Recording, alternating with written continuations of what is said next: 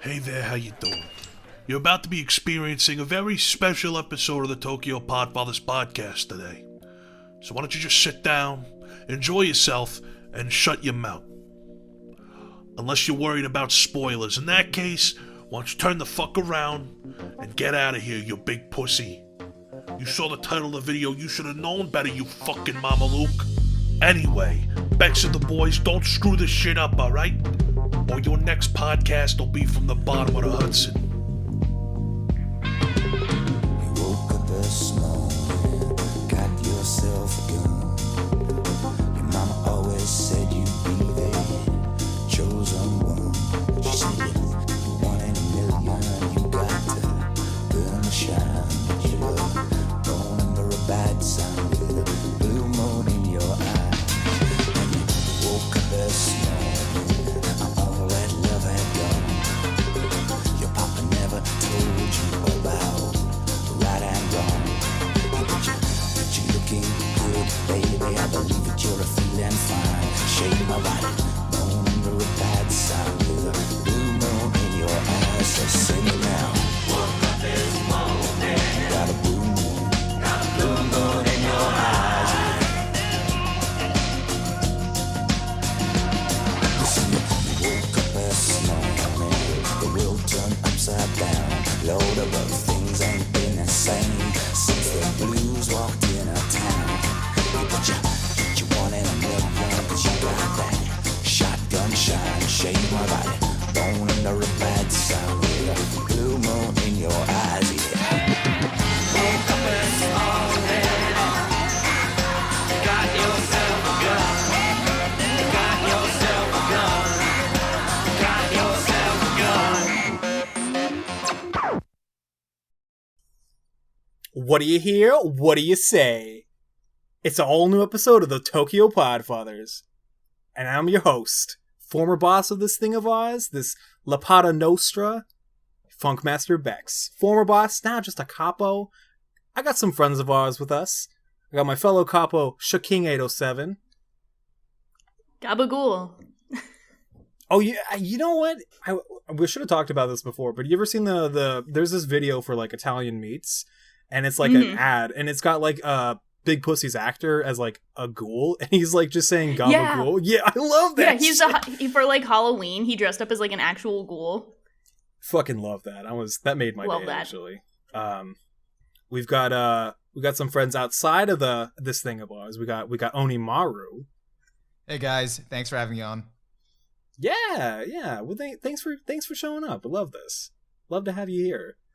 And we've got a first time guest, long time listener. We've got Paki. What's up? Hey.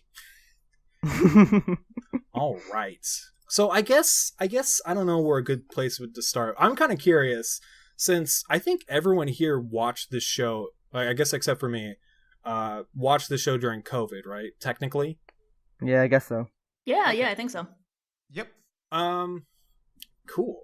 I'm kind of curious. This is a question for anyone and everyone. Is what made you like finally like start the show? Because like the show's obviously been out for like over 20 years, but now it's just like everyone's just finally getting around to it. It feels like, at least in my circle of friends. So I'm kind of curious, like what got you guys like finally to like bite the bullet and just kind of get into it.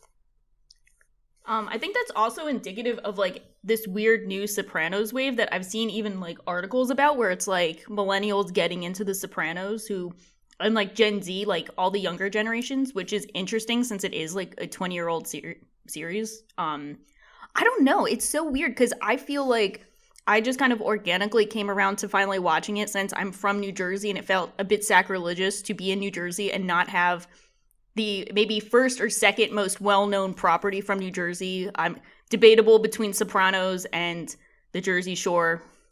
I know we don't want to hold those two in the same regard. Let's be honest, that show. It's the best. It's the best reality show. Gym Tan Laundry. That's my motto for life. Like GTL, and then you get VIP. All the best acronyms. So between those two, like my state is known for an interesting array of characters. So I had to finally watch it, and then it's my soon-to-be brother-in-law's favorite TV show of all time, so he kept typing it up to us. So then we just finally watched it, and, you know, it was an amazing time. Very New Jersey, but, you know, the different side of New Jersey. Interesting. Oh, I was going to say, so you mentioned there was a lot of articles. Did you ever read that, I don't know if you saw it, there was that really long New York Times article that said, like, or asked the question, like, why are a bunch of young people watching Sopranos now? Yeah, I think that's the one. I think I clicked on it, and then they had a paywall, so I didn't read all of it. I actually made it like a New York Times account just to read that, because I was like, oh, okay. Thank you. Yeah, no, I like that they also have the option that you can listen to an article. Like someone, like, it was basically like an audiobook version of the article. The article itself is 44 minutes long, if you had to listen to it, which is like, wow, that's a whole episode of Sopranos, basically. It's like a very long podcast. No, it was an interesting article in that it like went really, really in with just like why this would appeal to like a bunch of 20 to 30 somethings at this point in their life. And that it's like, what do you think was like the major takeaway? Sorry. You're probably getting to the point. Oh yeah, no, the point is that like in a way they actually kind of relate to Tony being like almost fed up with the world and feeling like they in a way got in at the end, if you will, like the world is ending, nothing is good anymore, like jobs don't pay as well as they used to, or even like give the same benefits as they used to. It's hard to like find a like full-time employment that's like actually good. It's like you can't trust any of your I guess politicians. Everything seems like it's kind of closing in, and we're like, oh fuck, we're stuck with this kind of shit. Obviously, like there are obvious parallels to the series, because like at the time it's like, oh, we're in at the millennium, and a lot of people thought, oh, the world's gonna end because of like Y2K, but it wasn't even Y2K. It was probably 9/11 that made everyone think, oh, shit's ending, which is kind of interesting. But even in 2021, this show feels kind of fresh, despite the fact that none of them use iPhones. There's a couple things that are like dated, but what is interesting is that like this show is full of like, okay, not to get like super political, but like this show is obviously full of like reactionary white people, right? Like that's really obvious, right? Especially with like, this is the most controversial episode, but like Christopher, the Columbus Day episode, that one's not liked, but it's actually kind of the most interesting, like in like, I actually quite like the episode. I actually think it's a really interesting episode, but a lot of people don't like it because they think it's stupid. I mean, it is kind of stupid, but like the characters are kind of stupid, but like they've always been stupid. That's the thing. I mean, I have my gripes with it. I think it should have been like a Polly episode and not a Syl episode, because that's such a Polly issue. I feel like is like, you know, this idea of like supposed Italian American pride or whatever. But but I saw a funny thing. Oh, go ahead. Oh, no, I was just going to say, I think that episode, when I did watch it, I did think it was really kind of like ridiculous, even for them. But I do have to say it does have some of the best scenes out of context. Oh, no, like Artie getting pelted with a milkshake is probably the funniest shit. So good. I love that shit. I also like AJ talking to Tony about Columbus. That was just so entertaining. And I love Furio commenting on the I know, it's like the North actual, like the South. one real Italian is like, no, fuck Columbus. Never give a shit about him. And I'm like, there you go. And then like all these supposed, I'm not going to say they're not real Italians, but like they're like second or third generation Italian Americans talking about like this supposed pride for someone that they don't even really know that well, and like see them as like a hero. And it's like kind of reminds me of a bunch of like Southerners like taking pride in like Confederate like war generals, and I'm like, bro, what Southerners the these days, right? It's funny because in the episode they even compare like the oppression of like but like the oppression of like Italian Americans to like black people in America, and like saying like this is not even close to the same thing. And it's all the Italian characters in the show are like, they would fuck that, right? Also, like the irony was, I think they were like joking about like how back in the old country or in Italy, like they're all just kind of, you know, sitting on their asses doing nothing all day. Meanwhile, like it was Native Americans or minorities collecting checks. And it's like, dude, you're literally a mafioso sitting at a pork store playing a license plate game, I might add. You have that much time in your day to do that, and then like literally collect checks from like bullying people with violence. which is like There was a clip that had that whole scene that we were talking about, and one of the comments related to why it's a Syl episode and not a Polly episode is someone said, I like that they didn't include Polly because he would derail the entire conversation. And I thought that's so I accurate. actually kind of know why they didn't have Polly in the episode, because technically he was in jail at this point in the season. Oh, that's right. Yeah. But yeah. like the actual reason is because Tony Sirico had back surgery and he couldn't do shooting for a while. Oh, I had no idea. Yeah. That makes sense. So that's why, Right, like, in all the awesome, scenes yeah. that they had him in jail, he was just sitting down. But I don't know where I was going. Oh, yeah. No, basically what I was saying is, like, the show is, like, weirdly, like, aged well in a lot of ways, despite being so set in the Bush administration. It's kind of crazy? I don't know. I kind of wonder what the show would be like if it was set, like, in the Trump administration or something. Like, I could see Possibly the show... the exact same. It would be you almost the mentioned exact Trump, same, like but, like- once or twice as well. So Yeah. that is kind of funny. So, yeah, what were we talking about? Oh, yeah. No, sorry. I totally remember what we're talking about. How people started watching it. Yeah, I was gonna. I don't know if you had more to say, Shaw, but No, that was it for me. So I was Okay. interested to hear how everyone else got into it. I guess I'll go because I'm the longest fan, or the longest time fan here. I think I watched the show in like early 2016, so like almost 6 years now. I've been like a fan of the show, and like the thing is, when I first got to the show, I was like, oh, this is. I'm gonna be honest. I actually knew the ending going in. I don't know if you guys knew the ending, but I knew the ending going in, and that didn't really impact my viewing of the show. I'll be honest. I was actually kind of curious how they got to that one iconic shot, or iconic scene, and I watched it, and I was like, this show is really funny, and it's like dark, and it's got action, and the main character's kind of the badass. I was kind of one of those like tits and hits type of fans of Sopranos, which I'll get into like at a later point. I liked it a lot. I loved it. It was probably my favorite thing ever. I think I watched it in like a few weeks. And ever since then, I've kind of just been rewatching it every couple years, and I get something different out of it every time. And especially now that I'm rewatching it like way older, I get a way different kind of vibe out of it at this point. Like there's way different things that I would get out of it compared to like watching it when I was like 20 or something. And I'm like, oh, well, Tony's a badass. And now I'm just like, well, Tony's a piece of shit. Holy shit. I hate this person. But he's also my favorite character in fiction. What the fuck, David Chase? But I'm actually like glad like I watched it at this time period in my life. I don't think I would have appreciated it as much, or like I would have just given it like a surface level sort of watch if I watched it like years back compared to now. No, I totally, I get that. I kind of wonder if I watched it for the first time, like now, if I get like the same kind of like perspective on it as I do now. But yeah, I don't know. There's always something like wanting me to like rewatch the show, because I think there's like, I'm gonna be honest, I think the show has a lot of depth to it. I think it's a very rich text. If I want it to sound really pretentious, It doesn't sound that pretentious though. I don't know, but like for me, it's like every time I rewatch it, I get something completely different out of it. There's a different character I'm focusing on, or there's like a different like perspective of the series I'm focusing on. So like my latest rewatch of the whole series was like a focus on AJ. And honestly, AJ's kind of become one of my favorite characters in the show, especially like season 6 AJ. Because like AJ doesn't get like a whole lot of... What's that? He's one of my favorites as well. I think AJ, like, I'm gonna be honest, I think AJ gets like way too much shit for like his character. I mean, there's literally a slapping compilation of him on YouTube. Oh, that doesn't surprise me. It's People quite are just sad. like, it's, you know, I gotta say, it's the same people that might complain about like Shinji in like NGE to some extent, I feel like.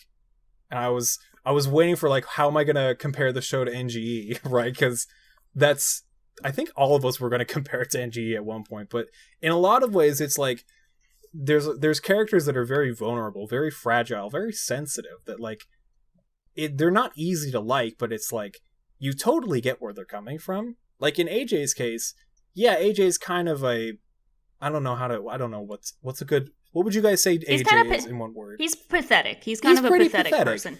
But like the thing is, I totally he doesn't do anything right. He doesn't do anything right, but he's also growing up in like a mafia household, which is not ideal for anybody. I don't think it wasn't ideal for Tony.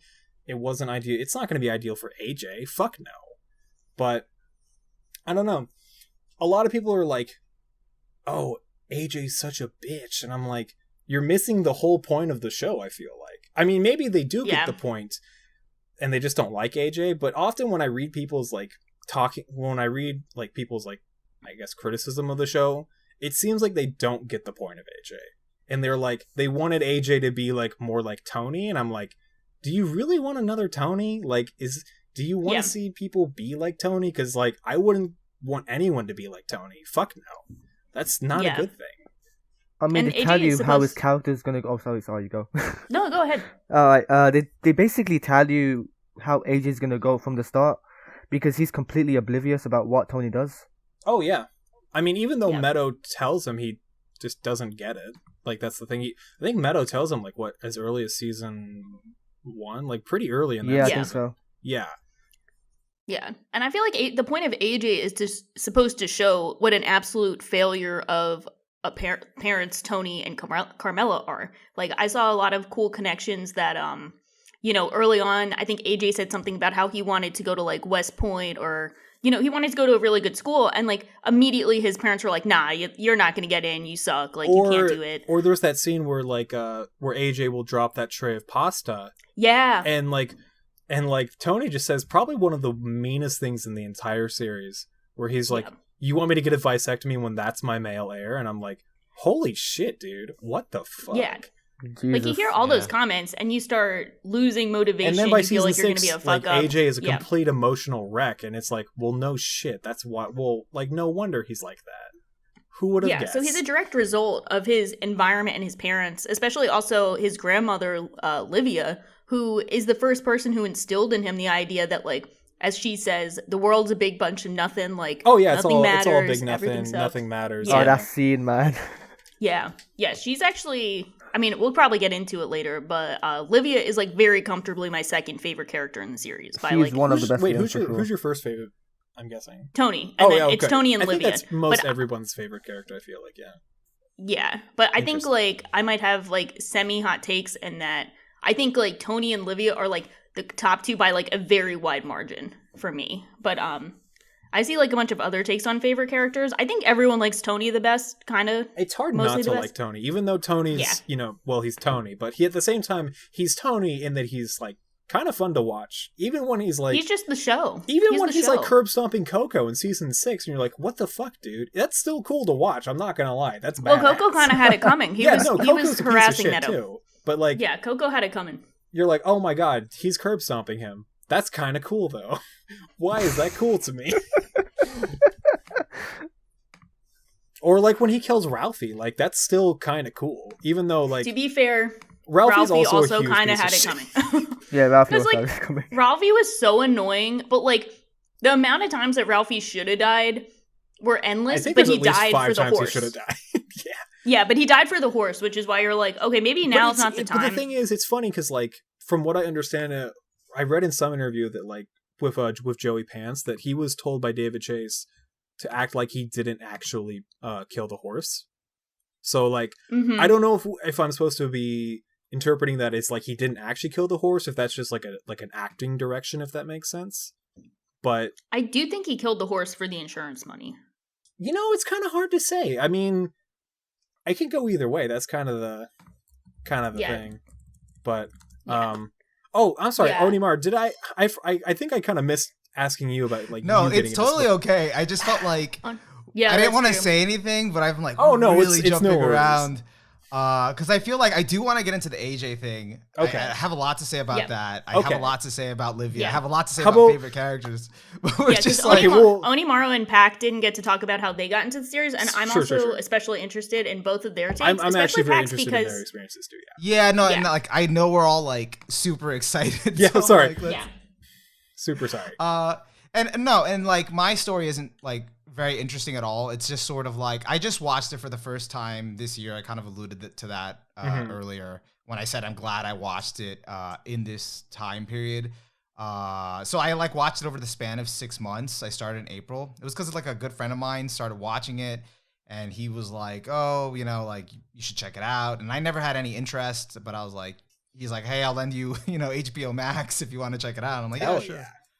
So it was kind of like a bonding experience between us because we just like tell each other the references. And while he was watching, I was kind of watching. And it was like, we just make all these references. So that was pretty cool.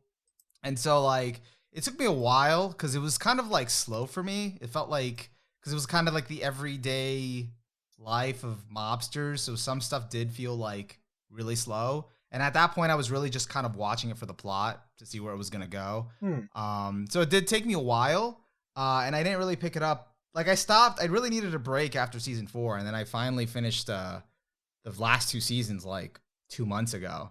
But yeah, no, overall, I really enjoyed it. It was definitely different because I had watched like The Godfather 1 and 2 like a long time ago, and I really like those movies. So this was like related, but like a different experience because again, it felt more tied into like more of the everyday life of the mobster. The fucking regular-ness of life, you mean? Yeah, and New Jersey, and it ties in so well into the themes of this show, especially when you get to the end. But we can get to that later.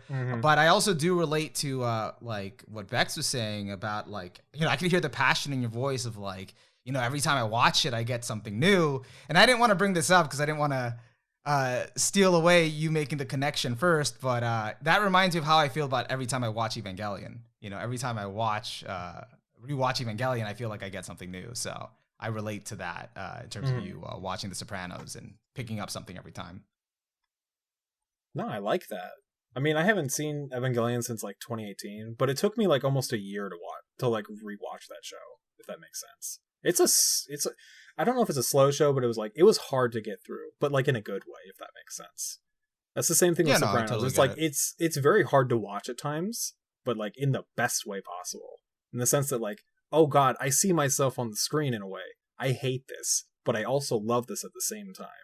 But yeah, enough about me. I would actually like to hear about like what Paki has to say or how he got into Sopranos. My story is a little less interesting. It was when the pandemic happened and HBO were like, oh, that's how right. about we just put all our HBO, right? Yeah, three episodes of The Wire, Sopranos, etc.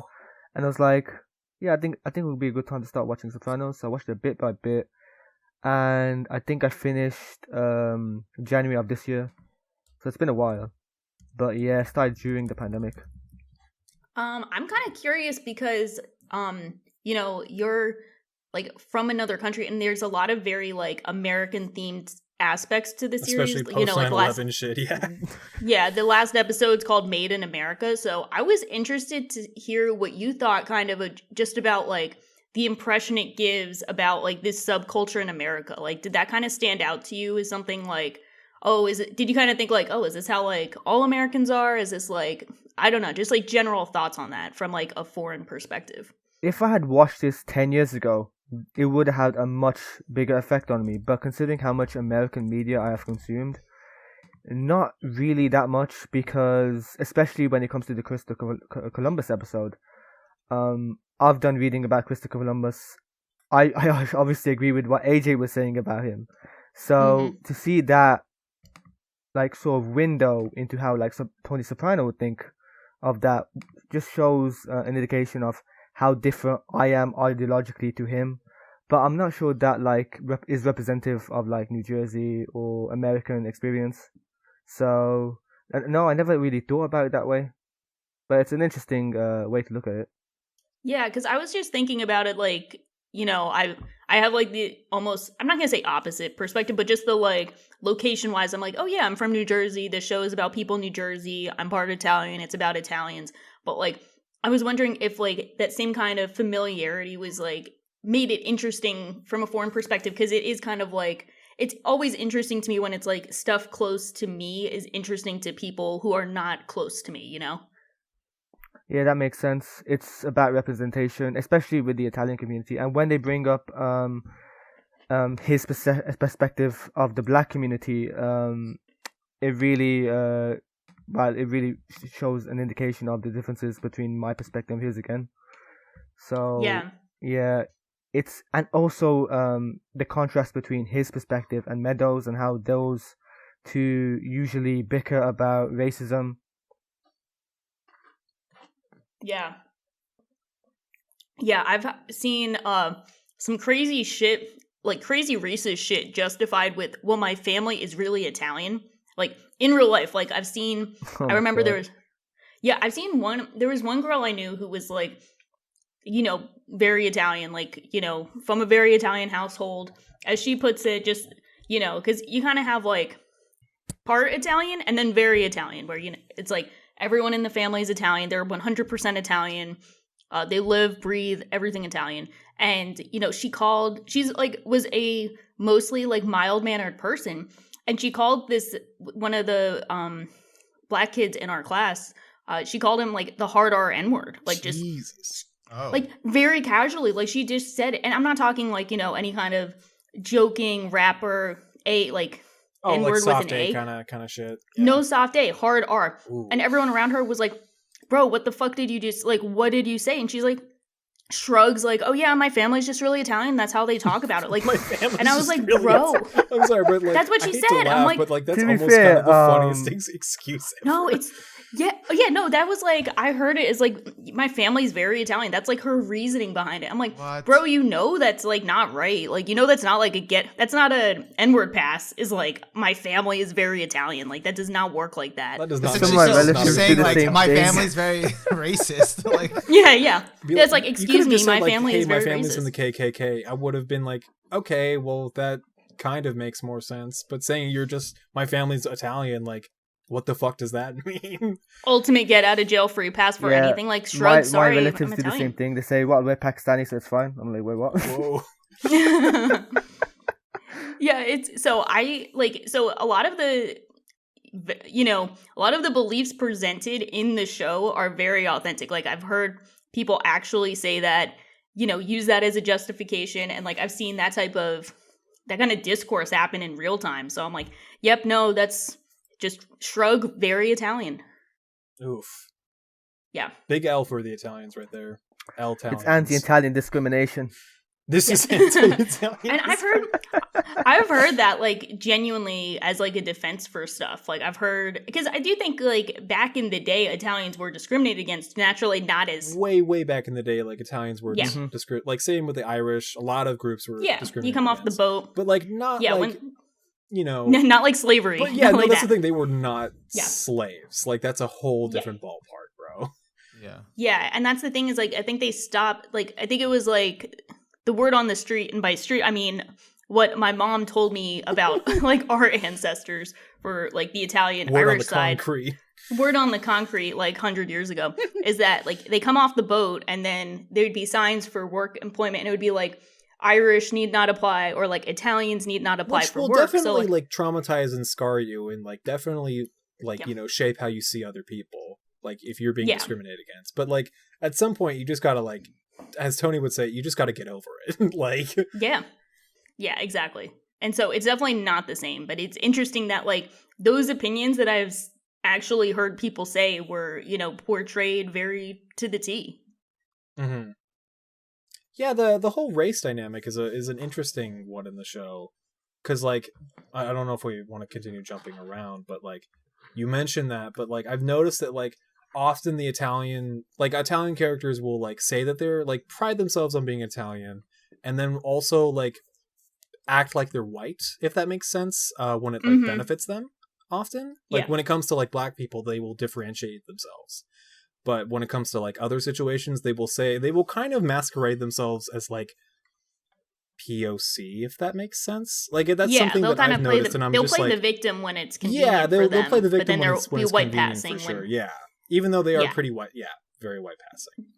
That's Yeah, for something sure. I noticed on this most recent rewatch, and I was like, holy shit, that's some slick shit, my dude. That's crazy. Yeah. Well, it's always interesting how a running part of the show is like whenever they have to blame mob affiliated actions, they say like an armed black guy, and I think that was like the name of Oh one yeah, of the big episodes. was, unidentified like, black males. Yeah. yeah. Great so episode, they by always, the way. yeah, fantastic episode. So that's like a running part. Is like they've incorporated their racism into their hypocrisy and facade of like mafia family ties. When they're killing their own, it's an unidentified black guy. So Right. it all simmers together like the facade of being a family, the facade of being like a connected group of people who support each other, and like the racism used to cover it all up. Yeah, like the racism I think was like at one point the most overt when Tony didn't like Meadows' like first boyfriend or her college boyfriend. Noah. Oh boy. Yeah, Noah. season 3, I think. Yeah, like he was just not hiding it at all. Yeah. There were some crazy, there were some racial slur names that I've never heard before, and I actually had to low-key look up because I'm like, what the fuck does that mean, kind of thing? Like, I'm not gonna repeat them, but I'm just like, what? I know exactly what which one you mean. Yeah, I had to right. look it up. Yeah, I was like, wow, they really got creative, for lack of a better term, right? Like, shit, Jesus. But yeah, that's the other most overt racism would probably be that one scene in season 2 where the guy just yells the hard R after the two black guys steal his car because Tony's transporting, or he's getting all those stolen Mercedes to send to Annalisa in Italy, I think that's what happened. Yeah. Yeah. And the white guy just screams the hard R, and he's just looks at his wife and he's like, who else? And I'm like, and then it cuts to Tony. I'm like, well, obviously that's actually who it is. And I'm like, oh, cool. Plays on the whole racism that, still exists in America kind of thing. But Yeah. Also, the part where Meadows' bike got stolen as well.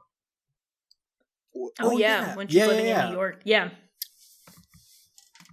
It's definitely a very necessary permeant part of the series. I can using see it how as, the racism may make someone kind of uncomfortable if they watch it, but I will say it's not the show condones racism, if that makes sense. It's yeah, it's for sure. it's showing people showing the racists, I should say, for who they are. Yeah, I wanted to word that Michael really carefully. Imperioli said the same thing. Michael Imperioli said on the podcast, he was saying, the show presents characters and you have to make your own mind up about it. It's not being apologetic or unapologetic, it's just presenting them. Yeah, for sure. And it makes sense because I feel like the depiction that you got of characters in Sopranos was kind of a true to life, a real life depiction of of what these characters would be like, if especially in that time period. I think we've gotten even more socially aware in recent years, especially compared to then. Mm-hmm. But even then, I feel like when how do I word this? When people aren't are kind of just among themselves or among their families, which is what you see mostly. Oh, in it's the kind of Sopranos. locker room talk almost. Yeah, they keep it in the family, and that's kind of and they get used to doing that can be So it's interpreted kind of, in multiple ways. Yeah, for sure. Yeah. So I feel like that's the depiction we were getting. So it wasn't in my head oh, this is condoning it. This is just an illustration of what, for real, this is what it's like. Oh, there was another thing of racism that I wanted to mention that was in season 6. So there was Kaisha, right? Which is the name of a fictional black woman that supposedly Christopher is shagging with, right? It's actually not Kaisha. It's what's her name? Shit. Her character name is the same as her actress's name, Julia, right? Julie. And this is kind of a funny racism thing, but it's ironic because he's oh, I didn't want to bring her around Polly. And it's you then realize Polly has a black girlfriend in season 2 or 3. She's played by she was in Scrubs. I forget her name. She was the black I know woman you're talking about. Yeah.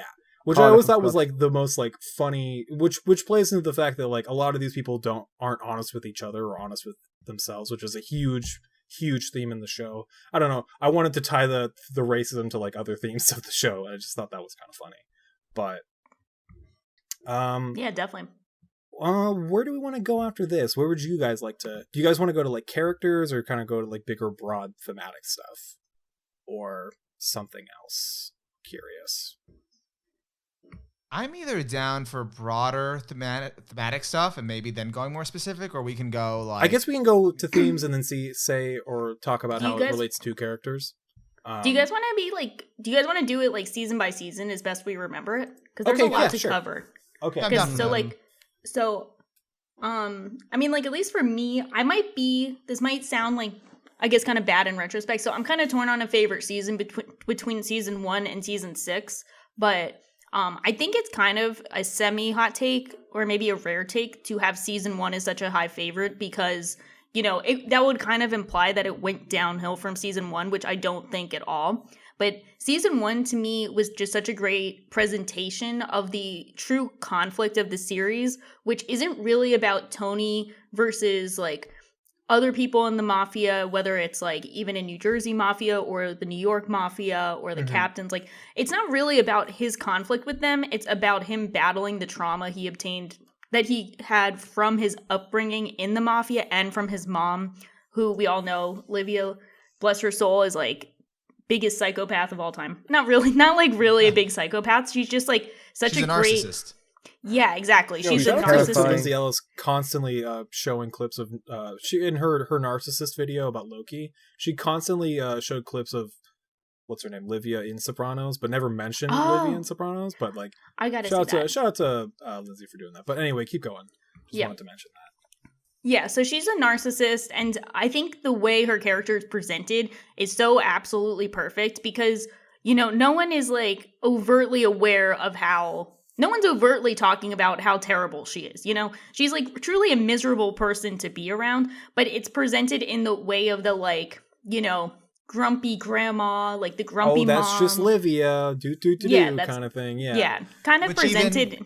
Which even fools Tony to a certain extent too. Yeah, like she just acts like so many, you know, old school Italian parent figures I've seen who kind of do the like, they complain a lot, but they act like, you know, oh, like, you know, I'm the grandma, no one cares about me, like you don't care about your mother. Right? Like... Yeah, and that's like so many tropes that I think are really organic to real life people. Like sometimes, you know, like people get older and they get grumpy, they're stuck in their ways. You know, there's a scene of her, Junior driving her and it's like, oh, the young people don't appreciate us, they don't do nothing. Like, and you know, the casual classic old people. The classic just like old people complaining about shit that we've all seen, both in real life and in fiction. So that whole like persona of the like old school Italian grandma masks so much of her deep-seated narcissism and like actual nasty psychopath tendencies because she essentially manipulated Junior to kill her son because he put her in a retirement home. Oh, like, what does Tony actually say in season 1? They're doing like a tour of like Green Grove and he's like, you know, if you were born like after the feminists, you would have been a true gangster kind of thing or something. Yeah. Like, yeah. Like, what are you talking about? Yeah, she would have been the like true captain. Yeah. What are you talking about? Like that kind of stuff. But like she knows. So the fact that like she essentially got her son to have like a hit put out on her son for putting her in a retirement home that she ends up liking later, like possibly in the same scene. That's like absolute psychotic shit. That's just like the absolute craziest. But that's also the funniest shit ever, like low-key. That's the weirdest part is like this show will get like really dark shit or just like very fucked up shit, but it's also the funniest thing ever, actually.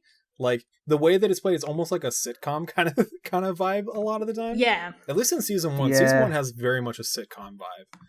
I wet my ass with your feelings. feelings. Season 6, which is just depression and sadness all the fucking time. And I think that to Shaw's point, that's because season 1 is so focused on the family conflict, and they just seem. And I was rewatching the pilot and like snippets of season 1 just to refresh. By the way, so different going back from. Oh my god, the pilot is so fucking different. I was just like, this is surreal. But like you just see that they're so dysfunctional. Like with Junior and his relationship with Tony, with Livia and Tony, Livia conspiring with his uncle, you know, to get a hit on him. It's just, you know, even like Carmela with Meadow, like it's just all so dysfunctional. And like going back to the therapy sessions and Tony with the ducks and trying to like interpret like, you know, what that means, you know, and it's this deep-seated depression over what he did not have in his life, and it's now taking a physical toll on him. So like Shaw was saying, like, you know, that might be a hot take, like saying season 1 is like not the peak, but like your favorite season. And I think like if you frame it that way, it's really interesting to say that like season 1 was the most traumatic for Tony, and then everything after that is like the ripples and the aftermath of him trying to like cope and like really or like deal with the core issues, anything, right? Oh yeah, or not. Yeah. So I don't know. I thought that was just really interesting if you frame it that way. Yeah, no, definitely. I think that makes a lot of sense. I think season 1 is okay, so I'll just say, like, I think season 1 is actually my least favorite season, along with 3. Like, 3 and 1 are kind of bottom for me. But I will say, I like season 1. I think what I like most about season 1 is Isabella. I love that episode a lot. But I also like the more, like, out there abstract kind of shit that happens in the show. Like, say, like, Test Stream, or Kevin Finnerty stuff, or, like, the Calling All Cars episode, or all that kind of shit. I like that. But I can totally see your point about, like, that is probably peak, like, I guess, like, if that's like almost like Sopranos in a nutshell is season 1, if that makes sense. Yeah. Like, Yeah, and it's that's like how I feel. truest, like early Sopranos at least, in its truest form is like season 1, compared to like say season 2 or 3. But well, also I think also Tony's biggest villain is his own mother. Yeah, definitely. Yeah, more than anyone 100%. else. Each season has its own antagonist in some way, shape, or form, and in season 1 for sure, it is actually just his own mom. Like, yeah, and then like that's kind of, I don't want to get into the later seasons, but that's kind of like at the end of it all, like none of it matters. It doesn't really go anywhere, but like because the issues he had all along were always present from like season 1. So I don't know. Yeah, getting too deep, but. In terms of favorite seasons, though, I think I'm right there with you. My favorite seasons are like I think my least favorite is 3, and my favorites same. are more like 5 and 6. So it's interesting because like I've listened to a lot of Sopranos podcasts because of course I have, and I work a job where like I have to listen to something while I do my job, and so I work like 8 hours a night, so I can listen to like a bunch of podcasts just to pass time, right? So obviously I'm gonna go listen to shit about like stuff I like. So I'll listen to like a lot of Sopranos podcasts, and there's one I do like, which is called No Fucking ZD, which is probably my favorite one. No, it's actually what like a great name. It's a great name. I love that name so much. But such a good line, right? Wait, when was it said? I remember the line, but it was in the pilot.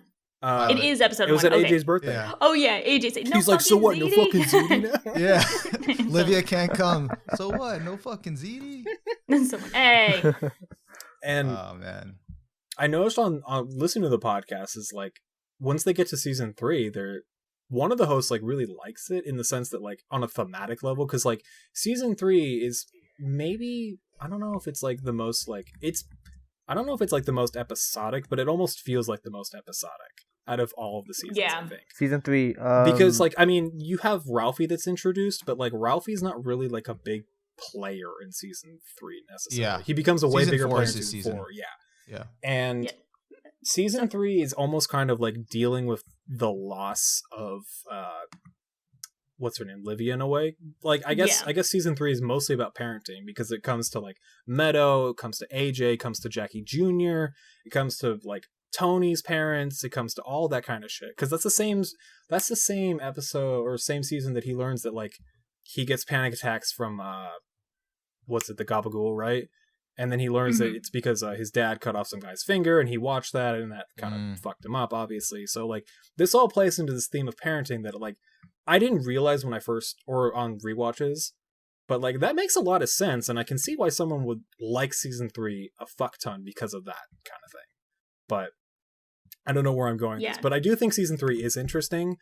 It also has Pine Barrens, which is a classic episode. Yeah, it has some of my favorite episodes. It has Pine Barrens, University, Employee of the Month, some really good episodes. Oh, I was going to say, it also has Gloria, which is low-key one of my favorite characters in Sopranos. Love Gloria. Yeah. She's great. I think if we were going to do the who's your favorite Gumad, I was going to say Gloria. So. Gloria's like, Gloria has big, like, I can fix her vibes, even though I cannot fix her at all. No one can fix her. What I really enjoyed was the revelation of, like, when they... Well, that's the thing, is like, because they didn't have Livia, they're going to have like almost a stand-in for Livia, which is going to be Gloria, right? Yeah. I love that. Love that realization where he's like, oh, you're just like my mother, and he's just like, fuck this, god damn it. Oh my god. What was the episode? I think it was episode 5, but I don't remember the title. Maybe you already said it, Paki. The one with Dr. Melfi, where Employee of the Month, I think, right? That was Employee of the Month? Yeah. Oh yeah.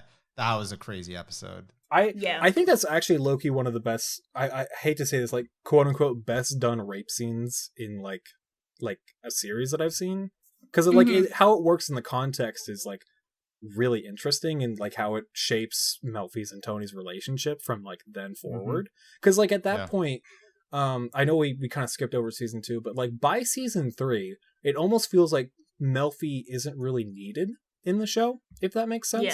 Yeah. And you Yeah. can argue that she isn't really necessary for like a large portion of the show, and they kind of address that towards the end, obviously. But like, I guess we can get into that at a later point. But they kind of use this rape scene as like almost like this, like I don't want to say like intimate moment between like Melfi, like towards the end, she can't reveal that she got raped to Tony because like she knows that if Tony did something about it for her, let's say, because I'm sure he would do something, right? Obviously.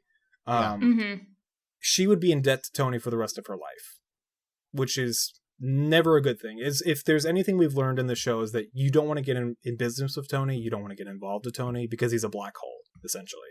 He represents the black hole of the mafia. And it's like this real, I don't want to say intimate, but it's like this very weird, like, I don't want to say comfort, but like there's this I moment. think it's an inner conflict for her. Yeah, there's this it's moment like, between her and Tony that they're just kind of sitting there and they're like kind of close in a way. It's actually like weirdly beautiful. I've never seen this in other shows, but I don't know, that scene at the end always sticks out to me for some reason. But I actually love the dynamic between him and Melfi, like throughout the whole show. It's just like one of the most interesting, like compelling, like dynamics. You know, it's at times toxic, at times like not good, but it's just always interesting to see the therapy sessions. But in regards to that specifically, like in that moment, like she knows she has all the power to like crush this guy. Like if she wanted to, she could say the word. Because she has that she has that dream too of the Rottweiler and all that shit. Yeah. It's a good. I like that a lot. Yeah. And it's like her deciding like also to not sink to that level either. Because I think like more so in season 5 and 6, there's a lot of commentary on that. I think towards the end of the show, she's almost kind of coasting like with her job to some extent. Well, I also meant like with other characters. Oh, like, yeah. Sorry. I get what you mean. But in terms of, I think season 3 had a lot of standout episodes, but I think Bex was right. Like it's like more episodic, so it doesn't feel like as compelling as like a season. The way Well, so Pak, were you gonna say that it was your favorite season? Because you said that like it had a bunch might be my favorite season because it's got some of my favorite episodes. Yeah. Wait, which were your favorite? Because you mentioned Employee of the Month, but so if you're season University, 3 stan, Pine Barrens. Okay. No, go ahead, Paki. Sorry. Yeah, I'll just finish up there. What were you saying? Oh, I was gonna say, how did you feel about the season 3 like premiere with like the most filler episode of the series that I love, but I can see a lot of people not liking? It's where like the FBI just like spend an hour just basically like trying to like put a single lamp inside the basement, I think. Yeah, I actually like that episode. But like they hear a lot them of people talk don't about like it because they're like, oh, this doesn't like. What's the term? Yeah, like I push believe, the plot. I But believe it's I like, mentioned it earlier. When Meadow was talking about her bike getting stolen, they were listening in on that. Yeah, it is what it is. But sorry, I just wanted to ask about that. We should talk about season 2. Season 2 is actually like good. I actually like season 2, even though season 2 is probably the least what's it called? I think thematically interesting season, if that makes sense. I think season 2 is actually the most mafia strong episode. Season 2 fucking introduced Janice. Yeah, 2 does introduce Janice. I totally forgot. Every time I watch 2, I think of like Dave Scatino, aka like T-1000 from the Terminator 2, right? Like that whole bust out thing, I think about that Happy Wanderer thing. I mean, I guess it is kind of thematically interesting, but like I think there's a huge focus on like actual mafia because they do the whole like executive game and they try to explain what the hell that is, and even though I still don't really understand what that is. Wait a second, I just realized he's the T-1000. Dude, he is the T-1000, right? You're just like I just made the connection. Like, well, like the funny thing is, like Sopranos didn't really, for the most part, besides like Steve Buscemi and maybe like a couple other people, didn't have like huge like big name stars backing it. If that makes sense, it was mostly just a lot of like, I wouldn't say no names, but like at the time they were pretty relatively unknown. But they had a like pretty low budget. I think. First watching the show. What's going on?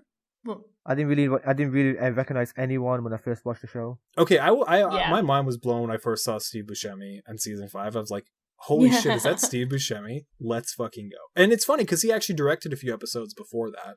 Yeah, that was. He really directed cool. Pine Barrens, which is cool as shit. Shout out to Steve Buscemi. That was such a funny episode. Oh man, what was I seeing gonna say? Christopher and But- Paulie just get completely destroyed by this one man just running around in his underwear. I'm pretty sure. Supposedly in the that Pine whole Barrens. episode was like based on like the Three Stooges kind of sketches. Like there's a specific Three Stooges, I guess, episode that is super like similar to this one, and they kind of based it off of that. And the whole episode feels kind of like a Three Stooges sketch in a lot of ways. But yeah, I like And it a lot. Ironically, is Bobby comes to the rescue. I Bobby love the way with that his they introduce vest. Bobby. He just walks in, and then James Gandolfini just laughs his entire ass off, and Bobby's just like, "Fuck this," and he just walks away. Love that a lot. Nah, but Yeah, what did you, I think I'm curious what you guys felt about season 2, because I'm guessing people didn't like season 2 as much compared to other No. seasons. Sorry, go ahead, Shaw. I think at the time season 2 was my least favorite, but looking back on it, I think on rewatch I would have season 2 over season 3, even those are two are definitely my least favorite seasons, but I think season 2 is probably really important just for it's kind of almost in a weird way like a transitional season from like Livia's back at the house, Junior's now, on house arrest. They introduce Richie, who's like one of the most memorable characters, even though very short-lived. Mm-hmm. And they introduce Janice, who, as annoying as she is definitely one of the most important characters in the series. I actually really love Janice as a character. Like, she's probably one of the most fun characters to watch on this show, even though she is terrible. I hate Yeah. Janice, but at the Infuriating, same but time, she's like, Livia she 2.0. can't be worse than Tony. At the same time, like, she cannot be worse than Tony. I hate her so much. Yeah, we all know a Janice, and that's the why thing she is, like, hurts. I do know Janice's in my life, but I'm like, I think Ada Turturro like does a great job like portraying her. Like, who I learned, for by the sure. way, is actually related to John Turturro. Not that anyone cares, but like that's something I learned recently. Oh wow, really? Yeah, she's I actually do cousins. care about that. Yeah, He was great in The Night Of. yeah. Okay, that's actually how I learned that they're related, because I looked it up on IMDb. Nice. I'm like, hey, she's in the Night Of with her cousin. But anyway, you were saying, Shaw? Yeah, I think so. She's like the worst. It's kind of funny that we call people Karens and not Janices. I think we should do that instead. We should be calling people Janices. I think that would make so much more sense. Maybe we should start the wave of calling people Janice. Don't be such a Janice. Like, I feel like everyone knows. Like, we got to know. works We so all got to well. be on the same page. I and will call say people one of my Janice. favorite scenes in the entire show is Tony watching Janice fucking tackle people at the soccer game on television. Yeah. Oh And my his God. his eyebrows just fucking furrow. Like, oh my god. That was so funny. And then he just Based fucking on a- charges at like their house and he's like, "What the fuck, Janice? You gotta not do this." That was so Yeah. amazing, man. That was amazing. Based on a true story with real soccer moms, I could totally see it. Soccer moms are a different breed. Like, they are not human. They don't play. They don't play. They They don't really play don't soccer, play. and they Their don't kids play play, when but it at comes the to same time, soccer. they do not play. I think season 2 was a solid season. I didn't have any Yeah. issues with it. What I loved, what completely blindsided me, and I think a lot of people it blindsided a lot of people, was the season finale with Janice just taking out Richie. Like, Yeah. as much as I did not like Janice, like that was such an awesome. Because like that's the thing is like moment. like the show, like that season kept like building up this like almost supposed like showdown between Tony and Richie, right? And you're like, okay, Yeah. something's gonna happen between them, and it's like, nope, it's actually Janice. Love that. So anticlimactic, but at the same time, fantastic. Great twist. Well, like actually. also like to other people that hadn't watched the show, and every time I'd mention I was watching it, I'm like, this show really hates women. Like, just getting like. I was actually gonna say like violently this show does hate women, being- but it also has like great female characters. I would say. It Like- probably fears women if it's based on Yeah, no, David that's the Chase's thing. Is own like mom. it He fears women fears more women. than it hates women. Like Yeah, for sure. yeah, Yeah. yeah. Paki, how did you feel about season 2? Honestly, it's probably the most forgettable season apart from the ending. Really?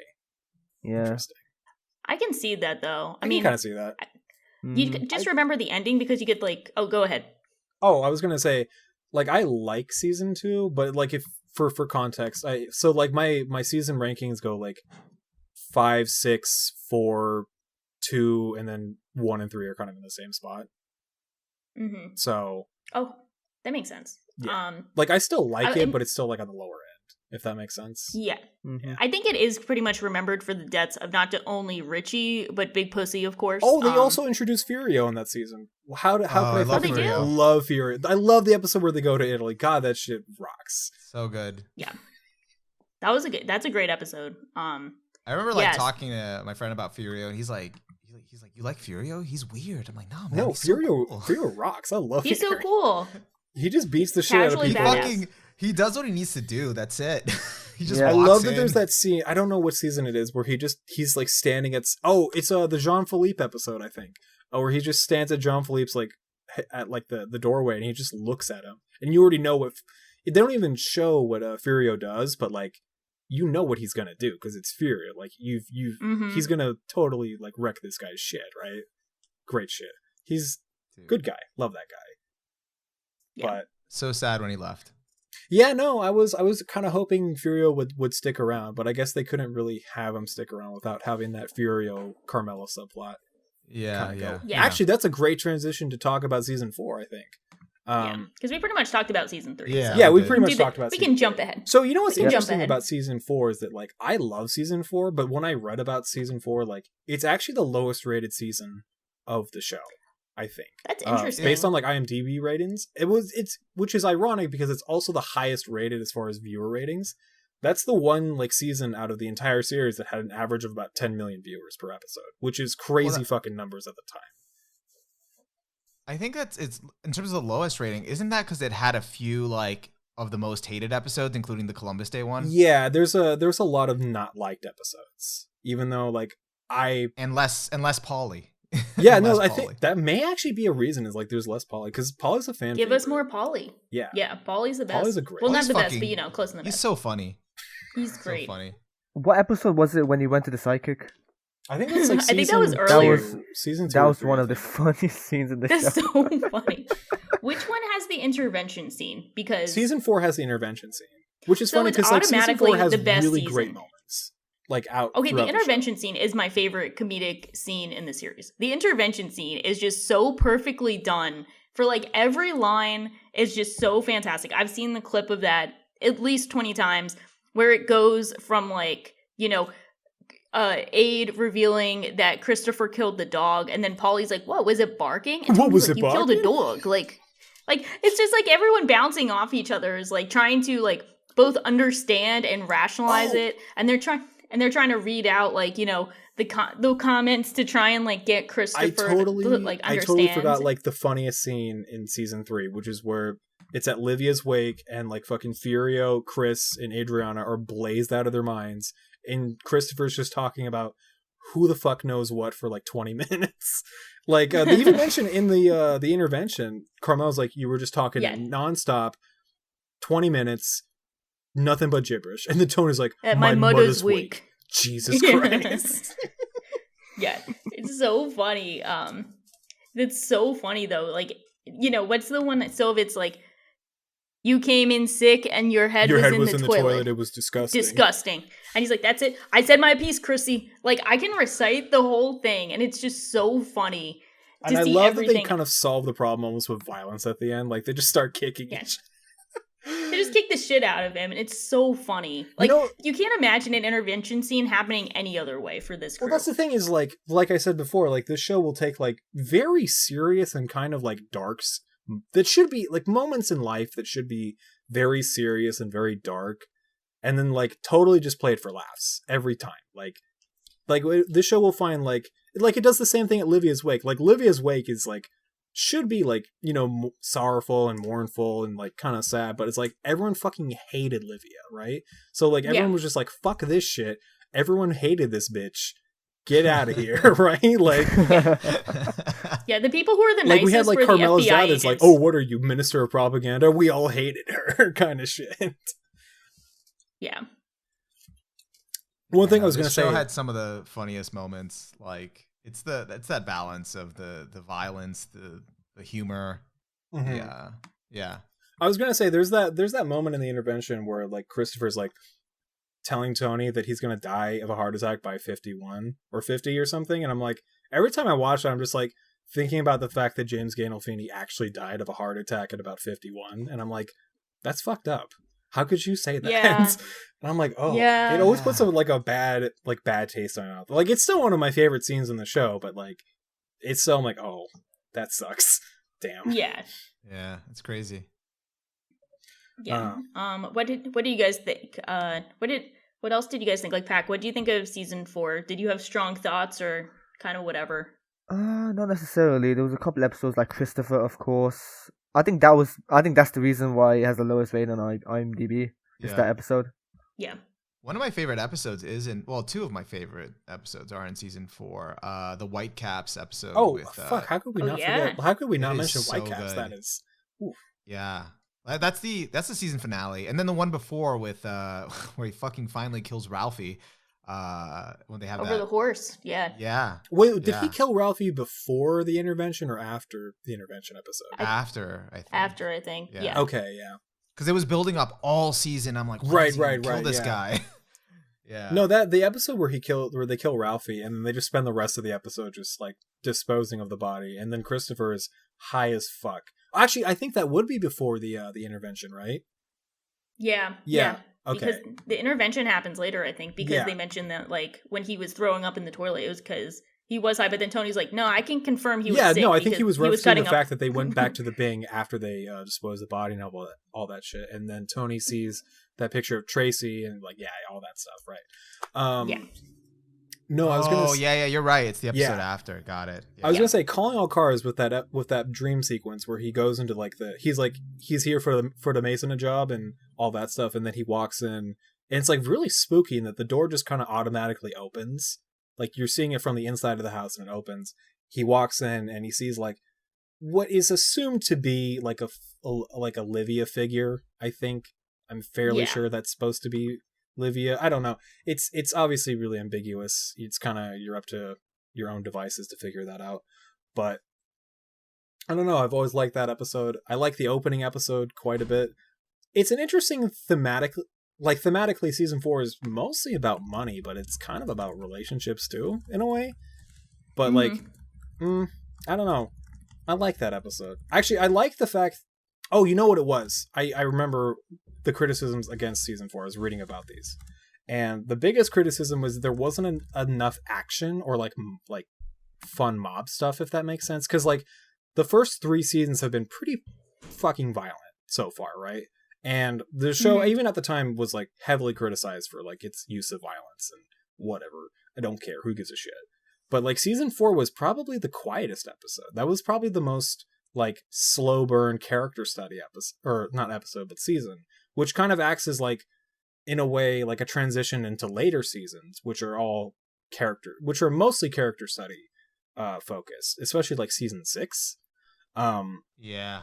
But for me, I mean, like, for me, someone who loves the character study aspect of Sopranos, I'm like, season 4 fucking rocks. Like, there's just moments where just like let's say like Tony's just sitting in the barn with the horse and he's just hanging out with the horse, and it's almost like a nativity scene in a way. Like there's a weird like spiritual aspect of it. That's beautiful. I could look at that picture all day. I have a lot to say about it. I'm not gonna say it here, but like I have a lot to say. But no, that season is like probably like, I mean, it's not the most like in your face with the action, but like even when it does have action, like say like Ralphie's death is pretty fucking violent, actually. Yeah. Yeah. The fact that they kill a horse is pretty bad. I feel like people don't mention that enough, that they kill a horse, bro. Like, actually, no, that horse is still alive. I should say that. The horse that plays Pyomai is still alive, which is pretty cool. Yeah.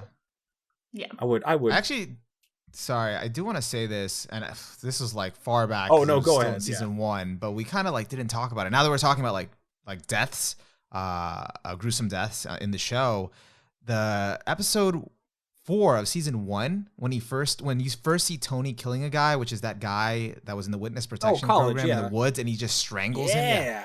That episode was crazy. Like That was a huge Yeah. They deal showed at the the time. That was a whole huge thing, fucking yeah. deal at the time that aired. There was like Oh, Yeah. that was crazy. no other show like really went that extra mile, and they were like, oh fuck, this show's kind of serious. Like Like you saw the life leaving out of him. You know, it was intense. Oh god, yeah. Oh, just thinking about it. Oof. And I almost feel like in some ways, like the show never really went that far again. I mean, it does in like season 6 in a number of ways, but like never really goes that far again. So I can see why Shaw likes that season. Like that season goes pretty hard in a lot of ways. Yeah. Like it really sets a good foundation for like what you should expect with this show. Well, David Chase was interviewed about that episode, or he said in an interview that like if they didn't show Tony killing someone, no one would take him seriously as like a mobster, which is like an interesting. I'm like, I probably would never take him seriously if he didn't actually kill. Yeah, because like up until those episodes, they were trying to like make you feel sympathetic for him, humanize him. You see him going to the therapy sessions, and then in that episode, and then he just kills somebody. Reminder, like he's still not a good guy, like.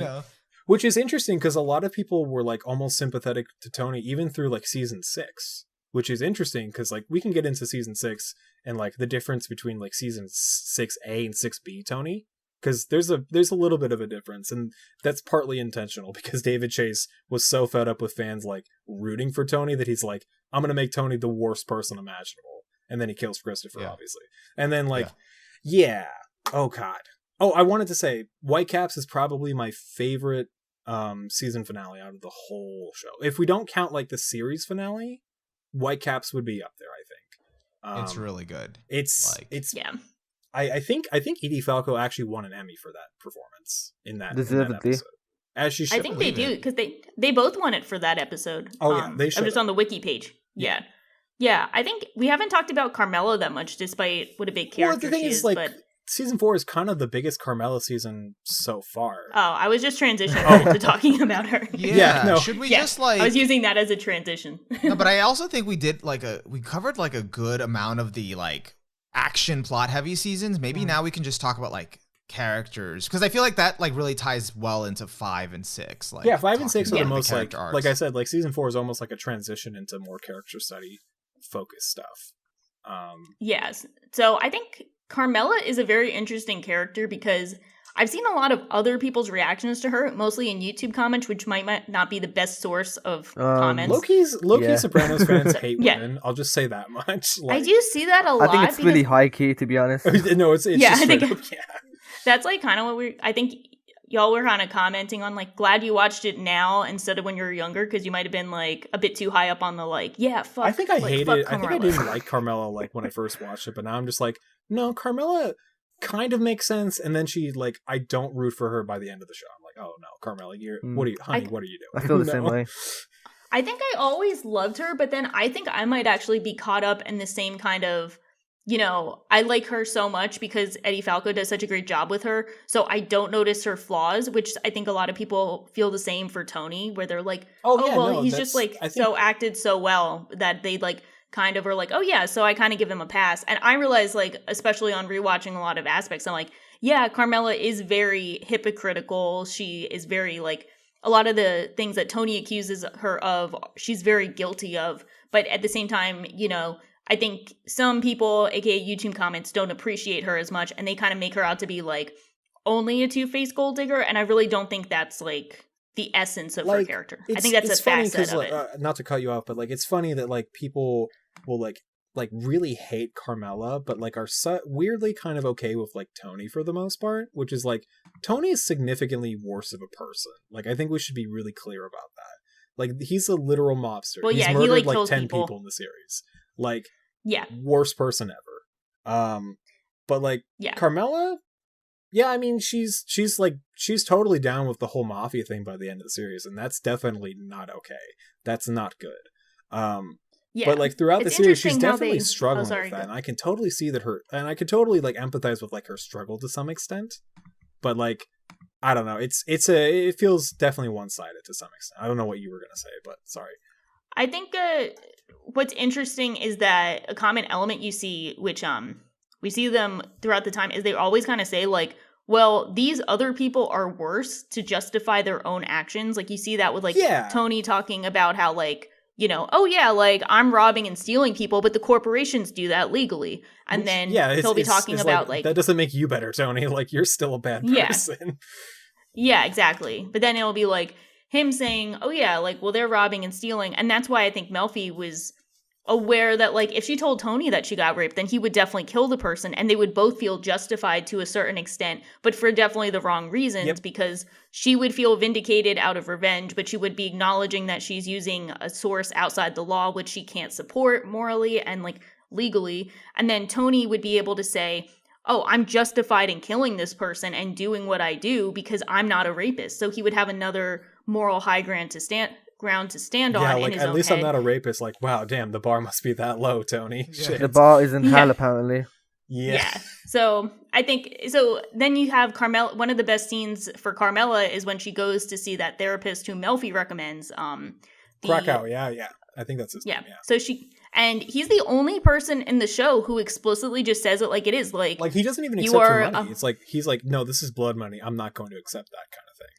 Yeah. Yeah. He's like, you are helping, he just says, like, your husband's part of the mafia. You're helping him. You need to take the kids and go. You can't accept any of his money. I'm not accepting your money because it's blood money. Mm-hmm. And he just tells her like it is. And he knows that she's not going to listen, but he wants her to remember because he's like, at least you say you haven't been told, because no one else in her life is going to tell her because they're also being enabled by the same bullshit that she is. Mm-hmm. Very good point. In that instance, she directly acts complicit in it and passive. Yeah.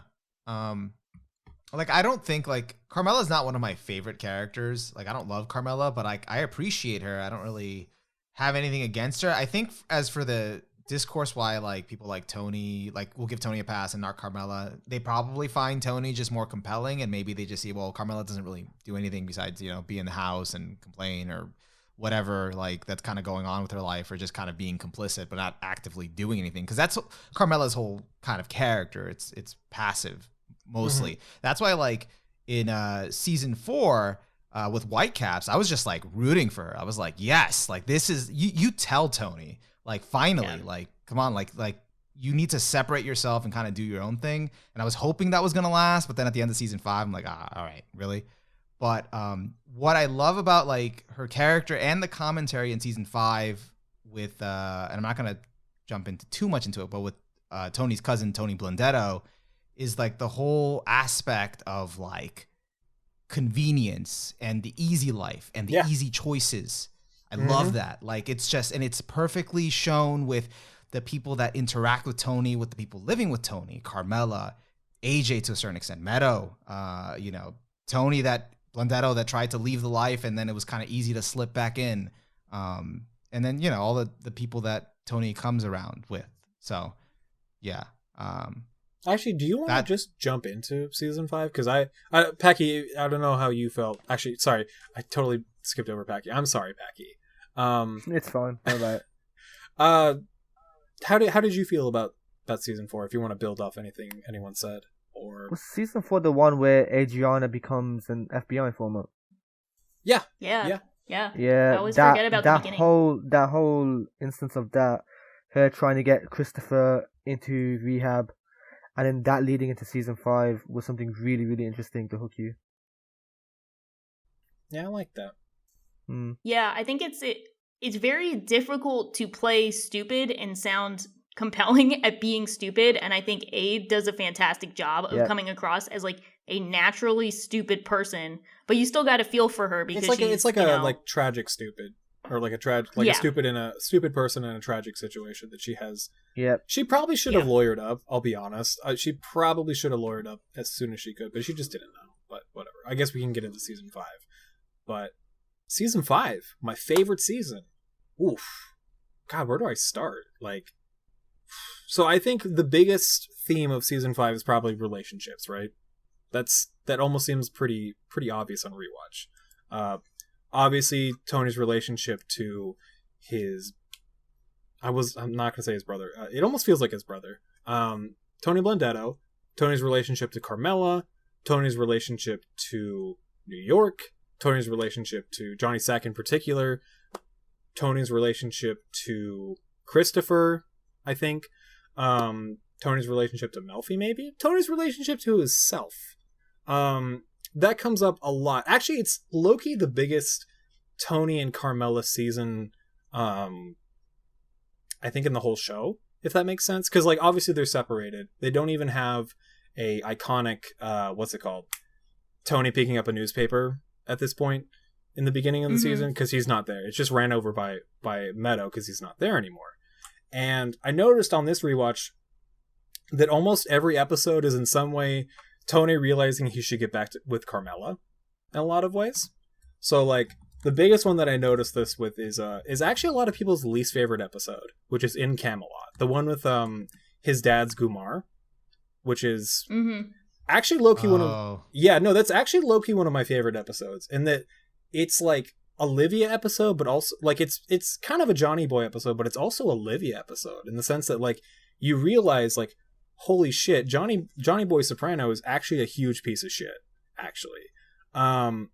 And then I think by the end of it, he realizes on some level probably should get back with Carmela, because you don't want to end up like Fran what's her name? Fran Felstein, I think. It's some type of name. I don't know what it is. But by the end, you realize like, oh, Fran is just like alone and just lives in the 60s. But she's in 2004, if that makes sense. Like she's kind of stuck in that time frame. She's alone. She's like weird. She's icky. She's kind of gross. She'll just stare in the like she does that whole like that very weird scene where she sings "Happy Birthday, Mr. President," which is probably the weirdest scene in the whole show. Historically, anyone singing "Happy Birthday, Mr. President" between this and Breaking Bad, I was gonna say, the worst scene of all time. Like take inspiration from Sopranos in this one regard. Like I know it's. I think it might have taken inspiration from real life. Like I just recently fucking rewatched that episode with Skylar. Yeah, Breaking Bad did that. Oh my god, consistently as uncomfortable. No one do that ever. Like if you haven't learned from these series, just never do that. Like never do that ever in your life. So funny, and this is unrelated. IRL in real life, a friend told me that once he was like at his dad's like 70th birthday or something, and then like one of the lady friends there just sang "Happy Birthday, Mr. President" to him, like there in front of him and everyone, and he was just like, "Fucking sucks." No matter who wrote the song, needs to like be told never to write songs again, because this is a curse song. Well, the whole thing is, it's like in real life, it was obviously Marilyn Monroe singing it to JFK. Oh yeah, Marilyn and the whole Monroe thing was like Fran was like low key shagging with JFK at one point or whatever. Yeah, Marilyn Monroe is like the greatest sex icon of all time. Most likely than not, you are not the greatest sex icon of all time. Do not do that. Like anyone. No one do that. Don't even leave it to her. And it's still kind of cringe when she does it. So like no one wins. No one wins doing that. So I'm actually like very curious about Paki and Shaw's thoughts on season 5. Like what do you guys think about season 5? Yep.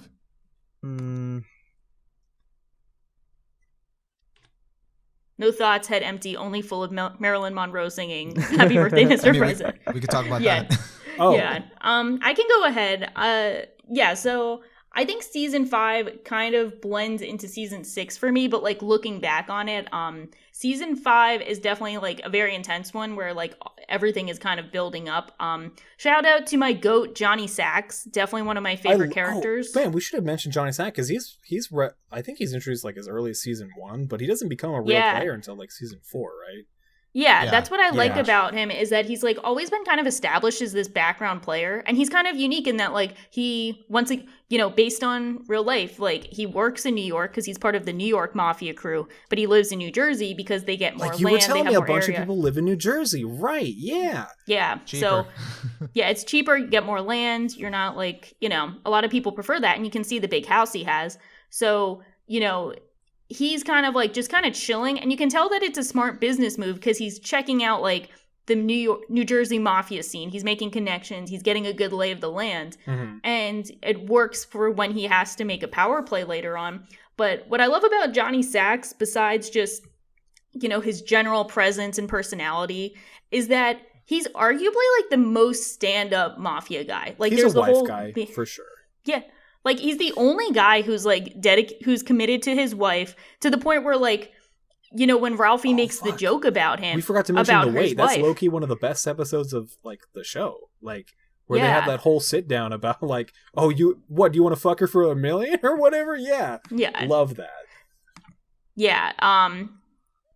So he was like, so he's like really stand-up guy for his wife, but then he's like one of the most savage dudes ever. Like he's just taking people out left and right so he can become the he just like boss straight up of kills, I think.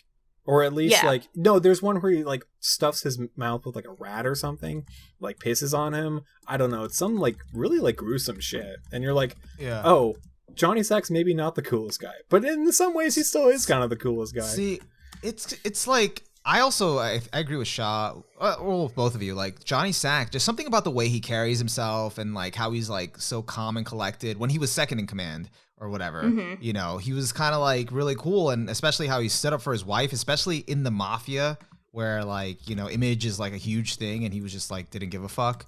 And he would just kind of do that. That was so cool of him. It was just kind of sucked when he like, what was it? When Carmine passed away, he got power, and then he kind of became a little bit too unhinged, too power hungry. So it kind of like, it didn't ruin his character because it really tied in really nicely with kind of his fate in season 6. Mm-hmm. But yeah, like that's when Johnny became a little less cool.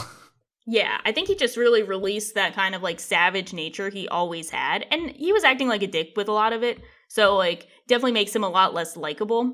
But he's always been like kind of an interesting character. So seeing his rise between everything going on was interesting to see. And I'm trying to think of what else. I think season 5 has one of my favorite scenes where it's when a lot of the conflict between Tony and his cousin have boiled up, and he's having the panic attack in the therapy session with Melfi.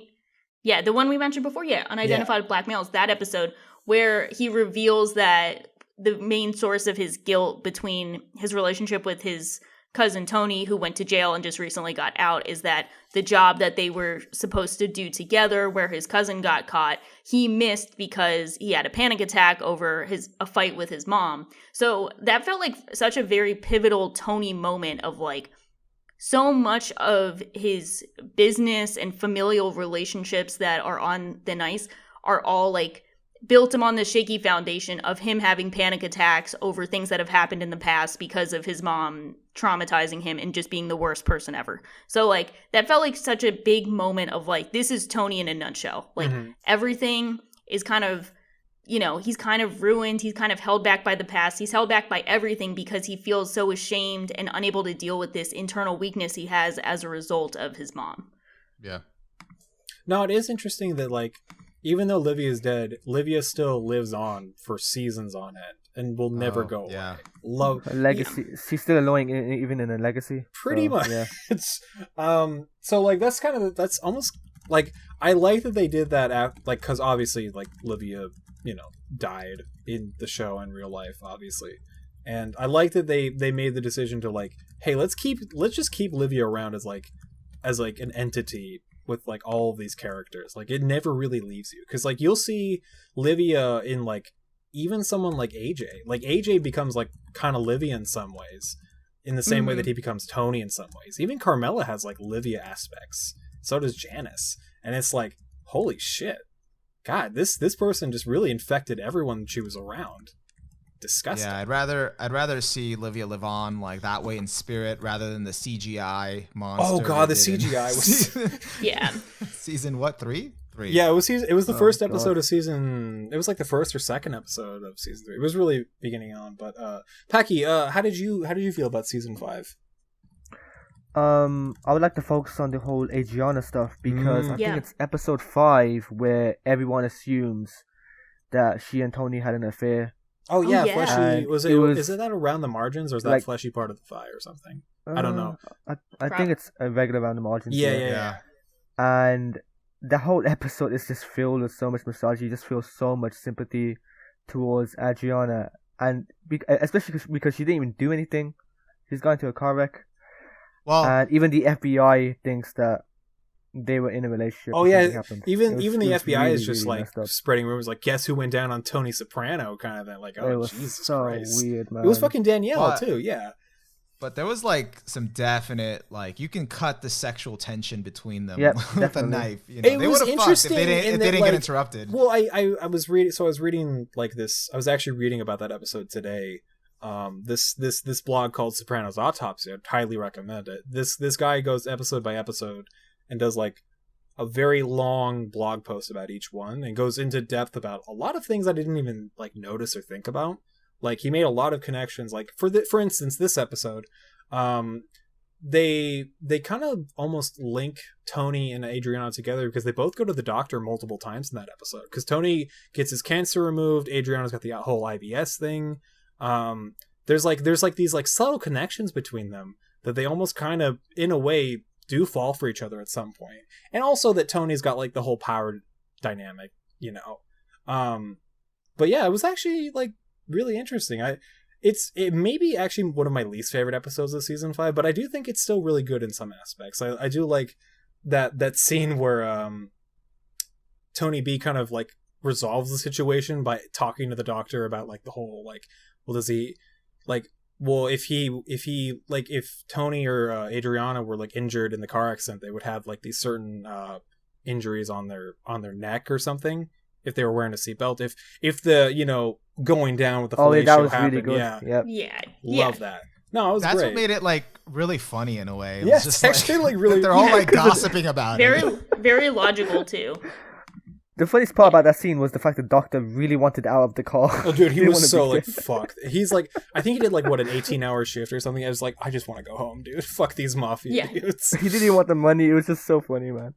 It just That's sucked so like funny. how much of a number it did psychologically on Christopher, you know. So- That's the Yeah. thing. I was Yeah. gonna say another thing about season 5 is that it's like the beginning of the end for the show. Like Yeah. in a number Yeah, of speaking ways. of Christopher, because we haven't talked about Christopher at all, and he's like, I feel bad because I have like, I don't know if this is I'll say hot take. I keep misusing hot take, but I know that I don't have any beef with Christopher. I just don't find him as interesting as most people, but I do know that he's like pretty comfortably the second fan favorite behind Tony. Oh, I was gonna say like he's my boy. That's besides Tony, like that's one of my favorites for sure. yeah. Oh, I hate and Christopher. I hate I don't like him. I can't back it because of his domestic abuse. That's the thing is like I'm not gonna say Yeah. like I don't support the domestic abuse, but I do of think course not. Yeah, I do I'm think he's, talking like- purely But that as a just- that just character. as a hurt me character, off. I do think he's interesting to watch. Like his whole character arc throughout He's the show. certainly one is, of the like, most interesting in the fascinating, show, yeah. It's probably the Yeah. most tragic, I think. besides, especially like, after say, Adriana AJ. dies. I say dies. She was murdered by Silvio. Yeah. Yeah.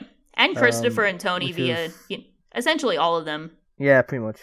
I was Yeah, gonna say, so- yeah, no, that whole episode, as much as it's not my favorite, that's a huge turning point with like Tony and Christopher. Like they will never really be like the same after that. And Yeah, and I think Christopher's relationship with Tony is arguably the most important, if not like second most important. You can kind of pick another one for most important. I'm gonna pick Tony and his mom, but I know other people would pick different no, I ones. think But that's it- fair. Yeah. Yeah, I but I think is it's Christopher and Tony. yeah, Christopher and Tony is very much like the fundamental backbone of the show because as much as, you know, Tony obviously skips out on being a true dad to AJ, so that ship has kind of sailed. He genuinely looks at Christopher as like, this is my protege, this is my, you know, I look at him like a son, and he truly does care about him at some point. And I think it's because he likes the idea of passing on the idea. He likes passing on the mantle that he felt like Christopher's dad showed to him before he died, which they get into in Many Saints. Yeah, and moving on from that. That was a movie, yes. Yes, that was the movie. And then, so he really likes the idea more so than the reality of like passing the mantle on and like paying it forward. And that's a especially very big, since it won't be AJ. Yeah, that taking yeah, it. since, especially you know, not that's his his male mother, heir. Definitely yeah. not AJ. Yeah. Because one of the things I've noticed that I appreciate about Tony's character is that, like, while he is fundamentally a terrible person who does terrible things, he's very much caught up in the idea of looking like a good person in his own worldview. Like, he likes the idea of being this trustworthy guy who's taking care of the up-and-coming people, like, taking care of Christopher, mentoring him, more so than he actually likes mentoring him. So it kind of plays into his idea of being this good mob boss, even if the reality doesn't match up with that. You could So- could I also say agree, that. Sorry. Yes, it's fine. I agree because like, it's him just constantly trying to justify himself with every decision he makes. Mm-hmm. Oh yeah, definitely sees himself as a general because he loves to watch the the History Channel. Love. Yeah, he loves. I the was gonna History say, Channel. I don't know if this is TMI, but Tony Soprano reminds me so much of my dad. Actually, like in ways Honestly, that I same here. that amuse me in Yeah. ways that I fucking hate, for lack of a better description. I'm like, oh god, Yeah, that's so same. my dad. Like parts of Okay, my dad. so- Sorry, no, go ahead. No. Sorry, I didn't mean to cut you off. No, Like, you're good. You're good. What you're saying is actually really interesting. So I was actually saving both the Christopher talk and the Tony Soprano, AJ, and fatherhood, like that whole talk For season six? Okay, we can do that. Because I wanted to touch on Kennedy and Heidi and all that stuff. Okay, Oh, yeah. yeah. Not that we can't talk about that now, but it's just like there's just so much to unpack. Right. I will say also, season 5 has my favorite episode ever, which is the test stream. That is my favorite episode for sure. Oh yeah, that's wild. Yeah, no, that's probably my most rewatched episode. I think I've watched it like 20 times, probably. It's actually like the first, like, because I didn't really like the Funhouse one. I didn't like the we Dream didn't even episodes mention originally. the Funhouse one or Pussy getting killed in season 2. Holy shit! No, we Wait, did yeah. mention. Oh, I yeah. meant. Oh, we did mention the dream, but I did mention he died. Yeah. But yeah. Yeah, Um, but I really like the test stream. That's like when I really started appreciating Like the dream sequences. Yeah, no. So like, as for me, like I've always appreciated like more surreal. I guess I don't know if surreal is the right word to put it, but like Yeah, that's the right so something word. like Perfect Blue, or controversially alongside Black Swan. I know that's going to piss off a lot of anime fans because they hate a lot of Black Swan, or a lot of anime fans hate Black Swan because of it. I guess you could say it rips off Perfect Blue. I don't care. I think they're both good movies. Fine. Don't give a Yep. shit. That or like American Psycho. Those are like super surreal. Like, oh, is this real or is this not? And that's kind of the Yeah. fun part. Was like the test stream's like, wait, is this a dream? Like you're like, oh, you're like 40 minutes in. And I'm like, oh, this is probably a dream, right? Oh, that's cool. Sweet. And I didn't realize until like a couple rewatches that like that dream is mostly about getting back with Carmela, like above anything else. It's about like realizing what he has to do with Tony B, but for the most part it's like realizing like, oh fuck, even though Carmela and I aren't the best relationship, I need to get back with Carmela. That I also read that in an interview with the writer of that episode, Matthew Weiner, who you might know is co-creator of Mad Men. He said basically the whole premise behind the test stream was, well, how do I get Tony to realize that he needs to get back with Carmela? So he wrote like a whole dream sequence with like a lot of abstract shit, but mostly if you can read between the lines, you realize like, oh, this is kind of about Carmela in a lot of ways. But it's hard to put into words why it's about Carmela, because it's a dream sequence and it's like you'd have to get like a whole lot of images and explain what all these images mean. And it's like, we don't have the time or resources to do that. But I wanted to say like the second half of season 5 is just nothing but bangers. So like in Camelot, Cold Cuts, really good episode. That's a great Christopher episode. Love that episode. I love bottle episodes in this show. So like say Sopranos Home Movies, which is in season 6, great episode. Or like Cold Cuts, where it's just like Tony B, Tony, and Christopher, just bunch of assholes in the woods, just kind of like hanging out. And I love that like Tony B and Christopher have like this bonding moment, and then it's instantly kind of fucking crushed as soon as Tony shows up and just makes everything worse in a lot of ways. And it like constantly downplays Christopher's like sobriety and like all that stuff, and it's like, wow, Tony, I hate you, but I also love you as a character. But yeah, it's always funny to see that, because Christopher kind of was jealous of Tony B a lot, because Tony Soprano kind of kept like blowing Christopher off to hang with Tony B. Oh yeah, so that throughout episode the kind of season, shows. yeah, and that episode in particular, before they went to Uncle Pat's farm, Yeah, so that episode was cool to see, for Christopher to realize that, like, he actually is chill with Tony B. He just recognizes that Tony S's treatment of him is what the real issue is. So it kind of continues to sow the seeds of resentment that, like, I'm actually chill with this dude, but, like, you ruined the situation. Mm-hmm. Oh, I forgot to mention, like, Marco Polo's a good episode. That's another Tony and Carmela episode for obvious reasons. Did we ever mention long-term parking? Because that's a great episode. I think yeah. Pac was kind of getting into that. So We hadn't mentioned it that yet, was but when yeah, Adriana great died, episode. wasn't it? That is a hard episode to watch. Anytime I watch it, I'm just like, oh fuck, I have to kind of skip through like all the scenes with Adriana. It's really hard to watch because it's like Adriana, no, you don't deserve this. It's so sad, man. Oh man. And then it ends with All Due Respect, which is a fantastic season closer. But yeah. You were saying? So no, all I was gonna say is what I love about season 5, and this is partly because I read like an analysis on it, and so I'm not gonna take the full credit for it, but they've pretty much framed it as like it's the season that asks like, can Tony Soprano be saved? And then by the end of it, or at least with the context of season 6, you kind of really get the answer like no, but it's more of if he could be saved, like that time already passed, but then how long ago was that point of no return where he could have been, his soul could have been saved? So it's like a question of Tony's soul. So what you're saying is that like season 5 asked that question? Like that question is asked as early as season 5? No, like season 5, like the episodes like, sort of deal with that. So at least in my point of view, what I love about like unidentified blackmails in Camelot, I don't know if it was Marco Polo, but Sentimental Education, like a lot of those episodes, what I love is like Tony comes to some like hard hitting like realizations, and like you like with his dad, with definitely with like Livia, with the things about like Johnny being a piece of shit, and all of that stuff. And like even in his he has a conversation with Melfi where he has like kind of the option to like really dig deeper, to like really dig deep and kind of address those things, like more than he has before.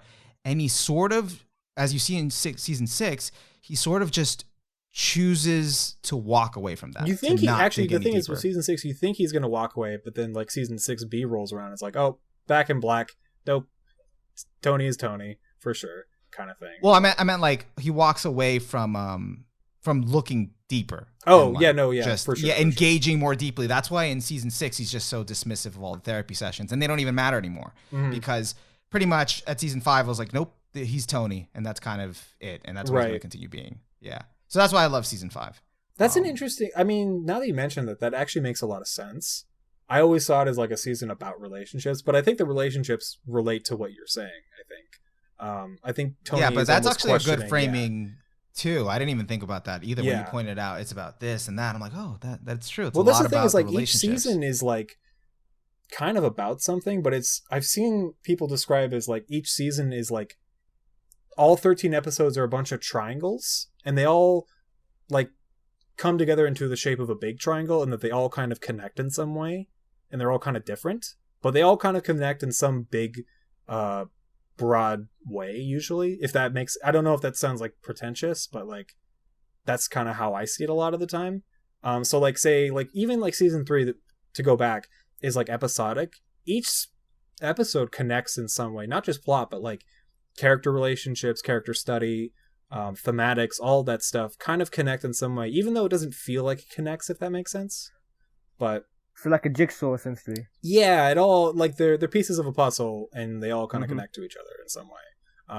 Yeah. Speaking of connections, I guess we can talk about season 6, where Buddhism is brought up big time.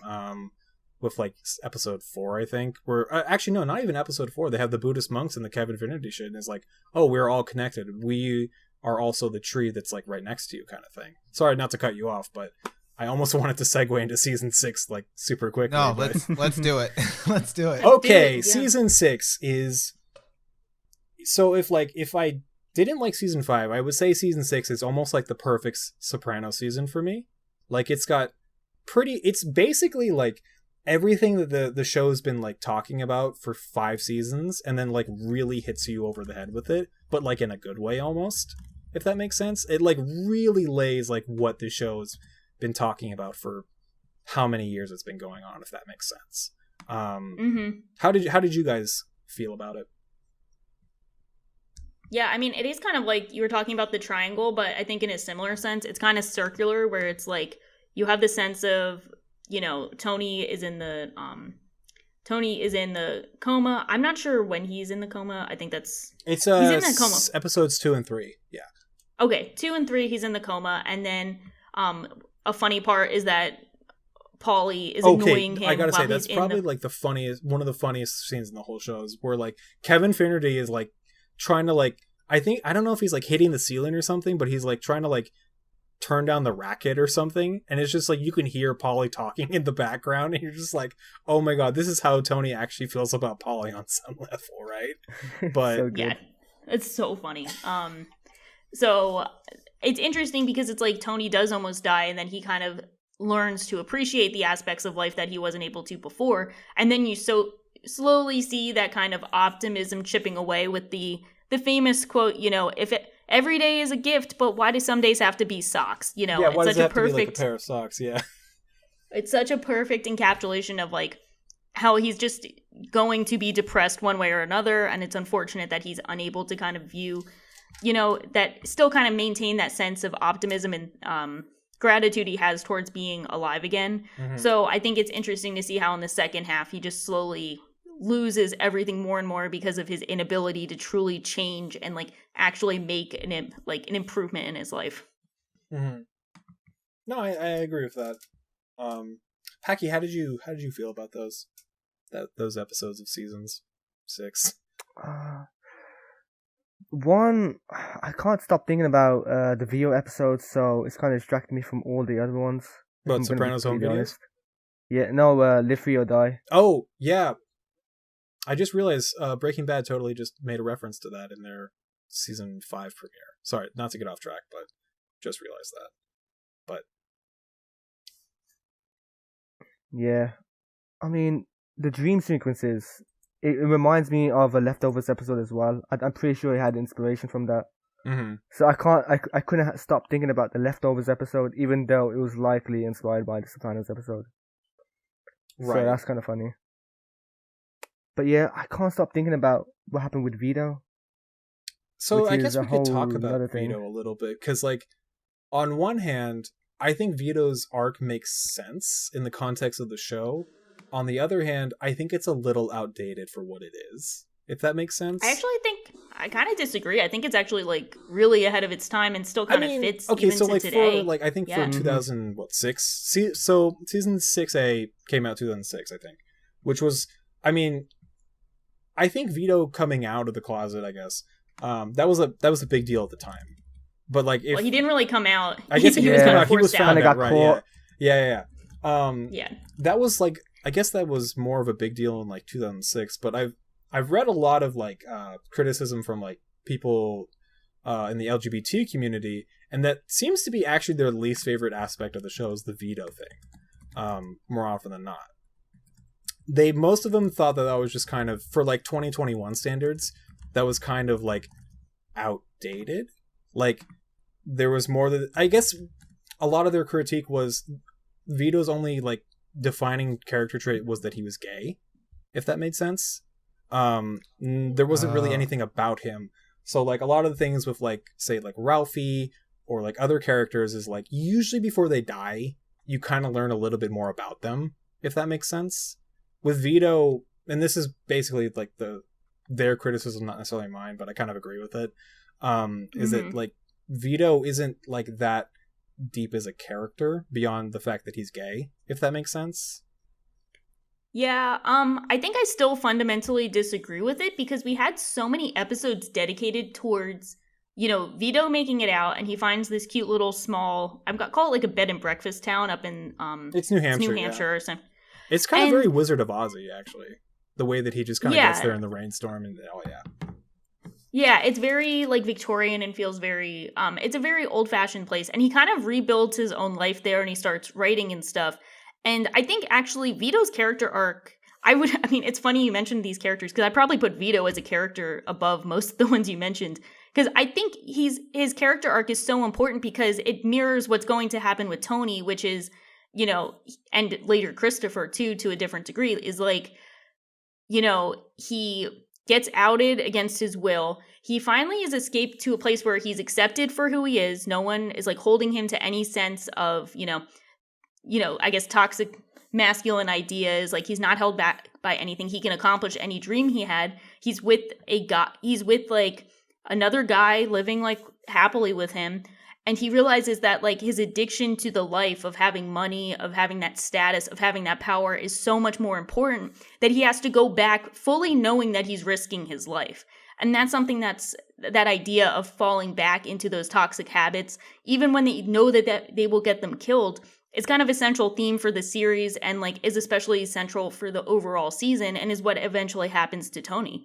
So I don't know. Like, I mean, I think they go into detail with Vito a lot. So I think even though him being gay and him being forced out of the closet is kind of the catalyst, I think there's definitely a lot more to him than the original criticism is giving him credit for.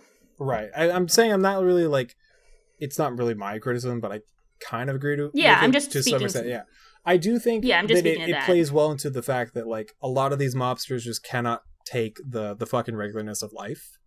So time and time again. Because like obviously New Hampshire seems boring as shit. I'm not gonna lie. Like, well, it's really peaceful. That's what they're supposed to give the impression. But at the same time, it's very. You can argue it's kind of boring. Like it's formulaic. Like you're kind of probably gonna do the same thing every day. With the mafia, you're gonna be like, oh, maybe we'll break into a safe today, or oh, maybe I'll fuck a stripper today. Like it's like different every day to some extent. With like the mafia, there's at least excitement. Even though that probably gets pretty. Even though there are episodes in season 6 that kind of criticize like, well, even the mafia shit's kind of boring after a while, right? Like with the ride and all that stuff. But well, there's an excitement and there's an easiness to it, like kind of fast money, kind of being able to get what you want. It's an adrenaline, like a short-term gratification. It's a high. Like you can just get it, and like you can. One of the telling scenes is like I was like happy for Vito. He's in New Hampshire. He found the guy. They're why would he leave? And then he wakes up early in the morning, and you see him. Like trying his best. I forget what he was doing. Like he's working. He's working construction, and that's low-key one of the best scenes of the whole show. Where he's like, "Don't look at the watch. Don't look at the watch." He looks at the watch. It's only 15 minutes past. He's like, "Fuck." Yeah, and then shortly after that is when he leaves. Like, and he just packs. Yeah, up no, and that's goes. like probably that's like Sopranos. Like the messaging like crystallized right there is like, "Fuck, I can't do this 15 minutes of like." 9 to 5 shit. I have to go do mafia shit now. But and connecting it back real quick, just the same train of thought with season 5 and Tony Blundetto, when like he's working hard, trying to reform his life, kind of like with the massage therapy thing, becoming a masseuse, or sorry, no, it's just massage therapist, and all of that, and he's really studying hard. But the moment he finds that bag of cash. He's like, fuck this. Kind of, he's like, yo. Yes. Yeah. He goes gambling and he loses it all. Yeah. That poisons him, because that's the taste of the old life. And it's like, why am I doing all this shit, working hard, doing all this crap when I can to bring it back to relationships as well. Like, he had a great relationship with like person that he met through online dating. I don't know. Like he had like his partner that he met, his like romantic partner that he met while he was in the can. And like, they seemed like they really liked each other. But as soon as he picks up the money, like, he is a total asshole to her. He goes back to like his old ways in a lot of ways, and it's like, holy shit! Like, yeah, no, just to add to what you were saying, but no, totally agree. Like, it's just a switch was just flipped, and it's like, and you just see him like slowly first the gambling, then everything else just it all starts to fall apart again, and he's just back to where he was before. I should also say that there was like obvious homophobia back when the show was airing. Like a lot of people were like, wow, the Vito arc goes on for way too long. When it's like, when I first watched it, I thought it went on for quite a while, and I was like, okay, where's this like going kind of thing? But now on rewatches, I'm like, it's actually not that long. I think it's like at most, it's not even like entire episodes. It's just like, well, here's a B plot of Vito for like 3 episodes. Like that's not even that much, right? Like, because Sopranos each episode has like an A, B, C, and D plot usually, and they don't take up that much time. It's like an hour, right? And it's like, it's not the worst. I mean, it's probably my least favorite arc in the whole, I guess, season. But it's not like the worst arc ever, if that makes sense. Like, it's just like... And I think also for the time, like, also people... This is the last season. People are just... Yeah. There was, I mean, like... Mad Men had the same thing when it was airing. Like, there was I don't want to spoil anything, but like... The last episode of Mad Men has Dawn doing like a lot of things, and you're just like, Dawn, what the fuck are you doing? Like, this is the last episode. What's going on? Why aren't we doing like, I guess, Don Draper things, if that makes sense? Like even in like, I guess people had a similar frustration with the final scene, I guess, because you're like, why are they just at a diner like in the final scene? Like, what's going on, kind of thing? And Also, yeah. Oh go ahead. no, I guess I don't know where I was going, but no, I think season 6 kind of like just goes in hard with everything that the show's been about, like especially with like season 6B, Sopranos home movies. I gotta mention it. I like that episode in that like it almost feels like it's its own standalone film in a lot of ways. Like you have like all these set characters and you kind of get a feel for who they are within the episode. And I love, to bring it back, there is such Olivia in like almost all of these characters. Obviously with Janice, Tony, and even Carmela at one point in that episode. I also like that, or I kind of hate that they kind of like, in some ways, quote unquote, kind of like infect Bobby, because they make Bobby kill somebody, which is like a really tough scene to watch, in my opinion, because like Bobby's still a mobster, and like he's not a good person, but like Bobby's kind of one of the more lovable mobsters of the gang, if that makes sense, right? Like, love Bobby, like he's a cool guy. And then because like Bobby was simply just not okay with Tony just being a dick about his wife, which is like understandable. Like Tony was saying some like seriously terrible shit about Janice, but Janice was like weirdly okay. And like you kind of sit there and you're like, if this happened with any other like a real life, like a family like get together, like you would just be like, yo, what the fuck are you talking about, dude? What the hell is your problem? Like this is all toxic behavior. This is terrible. And then because like supposedly, you know, Bobby sucker punched Tony, quote unquote. I don't think he sucker punched him. I think Tony's being an asshole. He makes Bobby actually kill someone, which is like really fucked up when you think about it. But yeah. And you actually see like right before that, like when like Tony sees that like, and it's also every time, but like he sees that Janice is doing better. She's like with Bobby. Oh yeah, to bring it back to Cold Cuts. That was the one episode where Janice actually goes to anger management. She actually gets better. She gets like one of those like telemarketer things, and she's like, yeah, no, we're good. And Tony's like, hang up, just fuck it.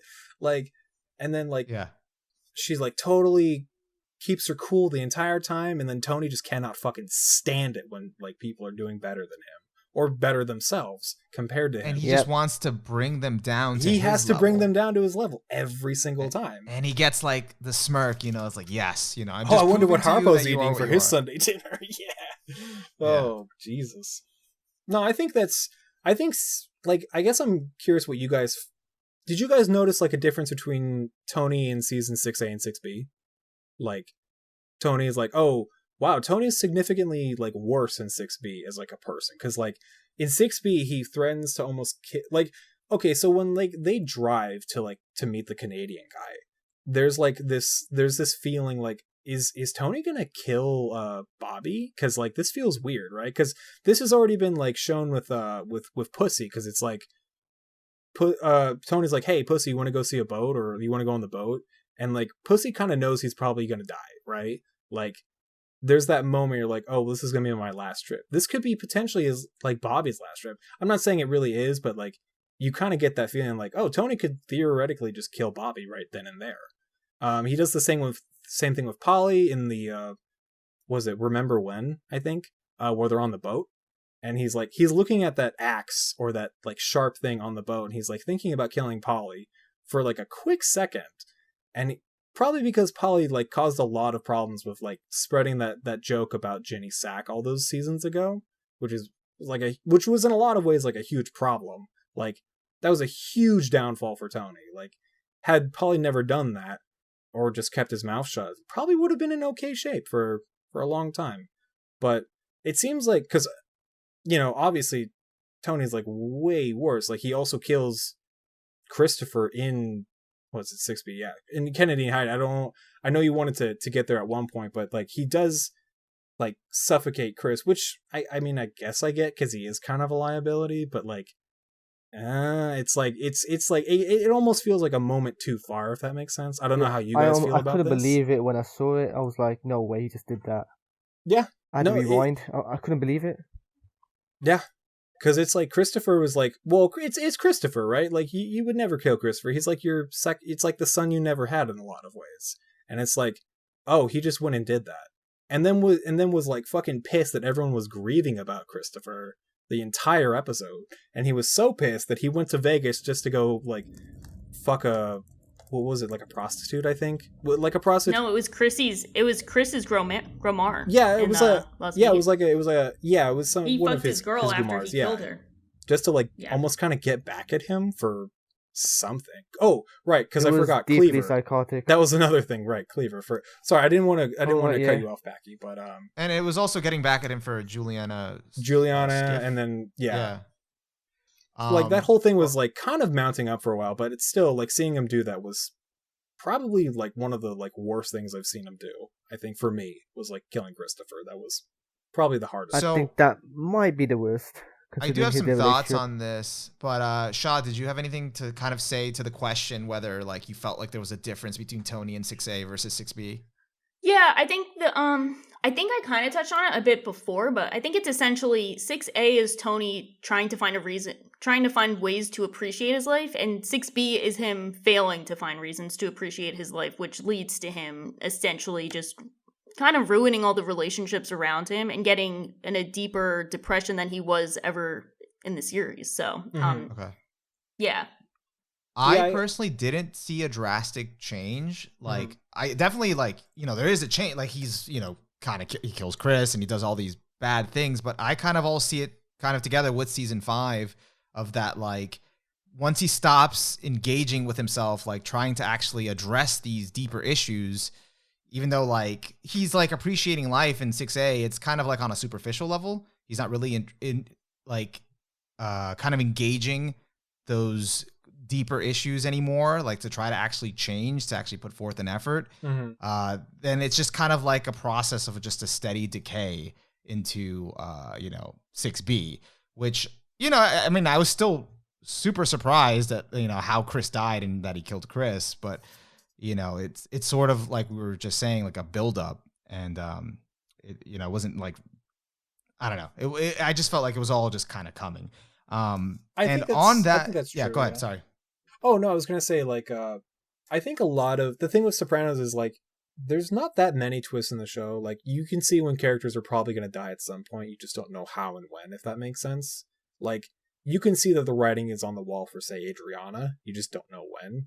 You can guess that like say Christopher dies at some point, or something happens to Christopher because of his drug problem at some point, because he's kind of a liability. You can see that happening at some point. But I guess like it being at the hands of Tony is just like, oh fuck, that's actually pretty dark kind of thing. Yeah, no, that's the part that did surprise me. That it, like I thought, Yeah, Christopher I was didn't gonna see that die happening. for a long time. Did not think it was gonna be at the hands of Tony. Yeah, but So I'm kind of curious actually, Oni, because like season 6 is like your favorite season, right? Besides like season 1, I think it was. yeah. Or no, five it and was season season 6. 5 and 6, but I know why you like season 5, but like season 6 is like what does it all mean to you exactly? I mean, I think I really, really like 6B. I mean, I enjoy parts of 6A, but I think like all of the kind of character study stuff, all of that stuff in 6B is really was interesting, especially when he goes, kills Chris, goes to Vegas, and like has that whole sort of Oh, I actually sequence. wanted to ask what you guys thought of what he meant by "I get it" when he does the peyote. Do you think that's just him accepting himself for who he is, or is it something else?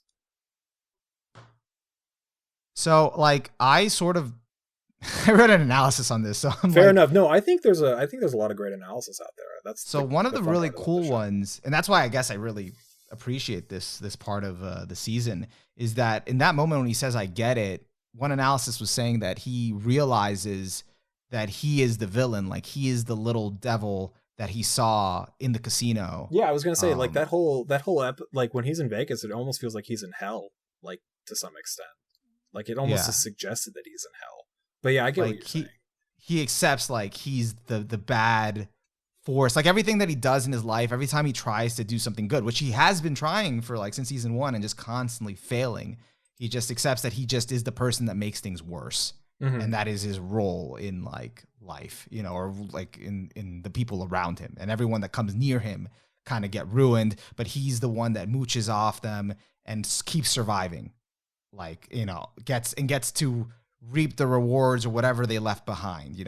Chris is dead. Now he's finally free. He can have his way with, the hot, girl he left in Vegas, and, kind of gets away, not having him as a nuisance anymore. And I don't know, and stuff like that. She just kind of keeps going in perpetuity. No, I do like in that episode that they have like the fake Melfi session where he just straight up like admits all that shit, and like then you realize like it's a dream sequence, and you're like, oh fuck, that's actually how Tony just really feels. Holy shit, interesting.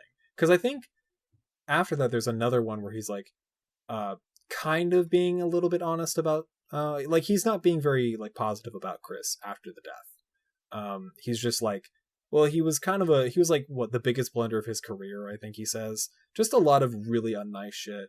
But he doesn't go full on like, oh, I've killed people before, like friends, but this was easy kind of thing. I'm like, oh, Jesus Christ.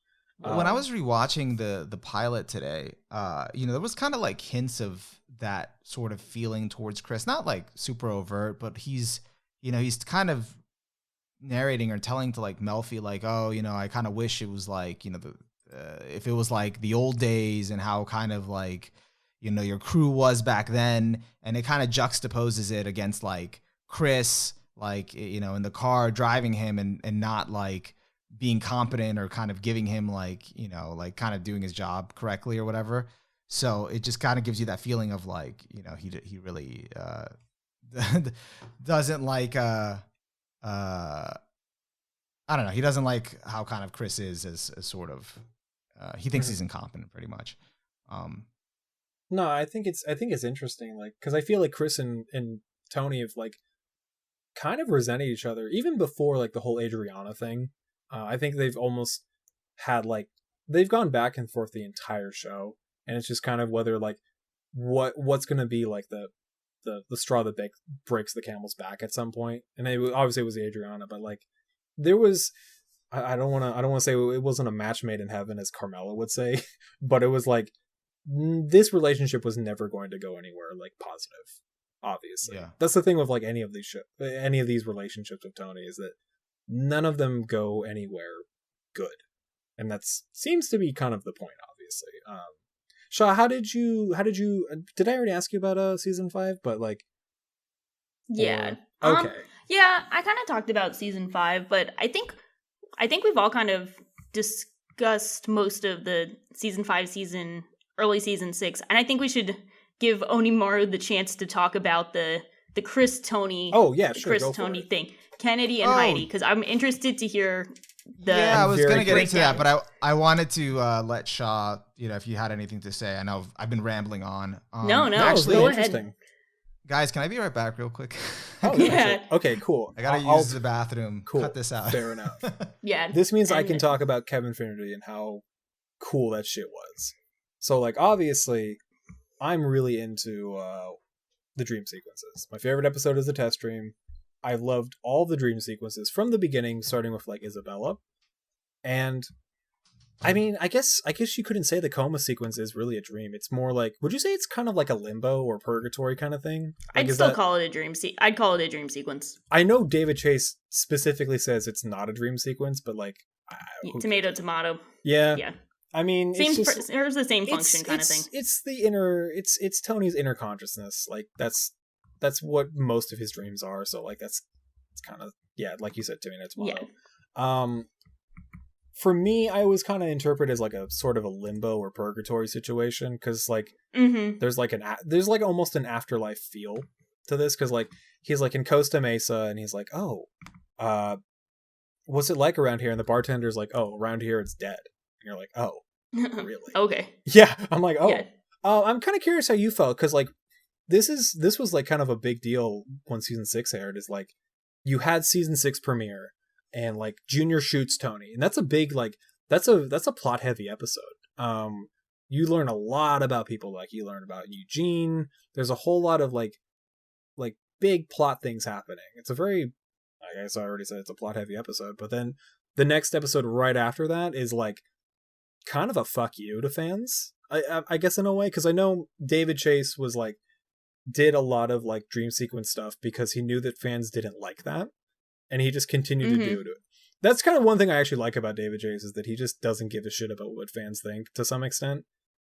And but I guess I'm kind of curious how your reaction was to the Kevin Finnerty shit right after he gets shot, kind of thing. How you felt about that? It's kind of like it's an interesting moment for both Junior and Tony that, you know, since season 1, the entire like main plot of season 1 was Junior trying to kill Tony and going through so many people, and even into season 2, Junior was kind of like feeling out how people felt about Tony as a boss. So he was kind of like that was one of the major turning points, was when people weren't willing to choose to turn on Tony for Richie. Junior made the decision like, oh, he couldn't motivate them. Okay, I'm going to turn on Richie. So Junior has always been that kind of like very behind the scenes, interesting guy. And seeing him slowly wither away as an old man instead of going out in a blaze of glory feels very fitting for him. But it's interesting to see that like what truly sent him over the edge in terms of, you know, losing connection with everyone is in his dementia, is he shoots Tony. And it's interesting that, like, it's probably one of the few times in his life he's been a direct force of nature. And that's, you know, when he accomplished his original goal, even though he wasn't actually trying to kill Tony at the time. So it was kind of like interesting poetic justice. And I am a fan of the dream sequences or the coma sequences. So I am an artsy fartsy fan. Oh, yeah. No, so I guess the coolest part is that there's an obvious, like, have you ever seen Twin Peaks? No, I haven't. I heard okay, so obviously, Twin Peaks is known for its dream sequences, and I'm fairly sure that Sopranos like took inspiration from Twin Peaks for the dream sequences, which is kind of cool. Okay. Yeah. I've read in interviews that Twin Peaks was like the only show that like David Chase was watching when he was like first raising his child, back in the early '90s, which is kind of cool. I'm like, that's cool. But nice throwback. Yeah, wait, shit, what was I going to say? So yeah, I think... you were talking about dementia. I wanted to bring this up, because like there's that thing where Tony says, who am I, where am I going? I don't know if you've heard like the backstory of why that specific phrases were used. Is that supposed to be a hint that he would get dementia later on too? No, actually, well, the backstory behind why those are used is actually like, there's real life reasons why. So John, I don't know if his name is John Patterson, but like the person who was usually directing the what were they called? The season finales up till season 6. I think his name is John Patterson. He died before season 6 started. And he was good friends with David Chase. They were like college buddies. They've been friends for a long time. And David Chase visited him in like the hospital. Apparently, like one of the last things he said to David Chase was, who am I? Where am I going? And that obviously struck a chord with David Chase, because like obviously when like I think that phrase means like the death of oneself, and obviously when you think about that, the death of self is like not the physical death, but like kind of the, I wouldn't say mental, but just like inside, if that makes sense. I obviously think of Junior, because Junior kind of dies in a number of ways. Junior doesn't die in the can or like physically, but he dies like in the self, if that makes sense. Like he's not his self. I also watched a movie recently called The Father, which deals with an old man with Alzheimer's. Stars Anthony Hopkins. It's really good, actually. I'd highly recommend it. It reminded me a lot of Junior's dementia a lot. And actually, jumping in real quick, guys. Sorry. How much of that did you hear? Because like I was just kind of going off. Oh no, I was here since I think Shaw was talking about. I don't know. I jumped in at some point. We were talking about Junior, so sure. But no. Jumping in real quick. I think you guys were talking about Junior's whole arc, kind of where it ended at the last episode, I think, or maybe before the last episode, kind of when he is kind of like pretty much all gone and Tony goes to visit him. That's where you guys were. It's actually the second to last scene. Yeah. Love that scene. I love that he still remembers Janice being a shitter. Just an absolute. I fucking love that.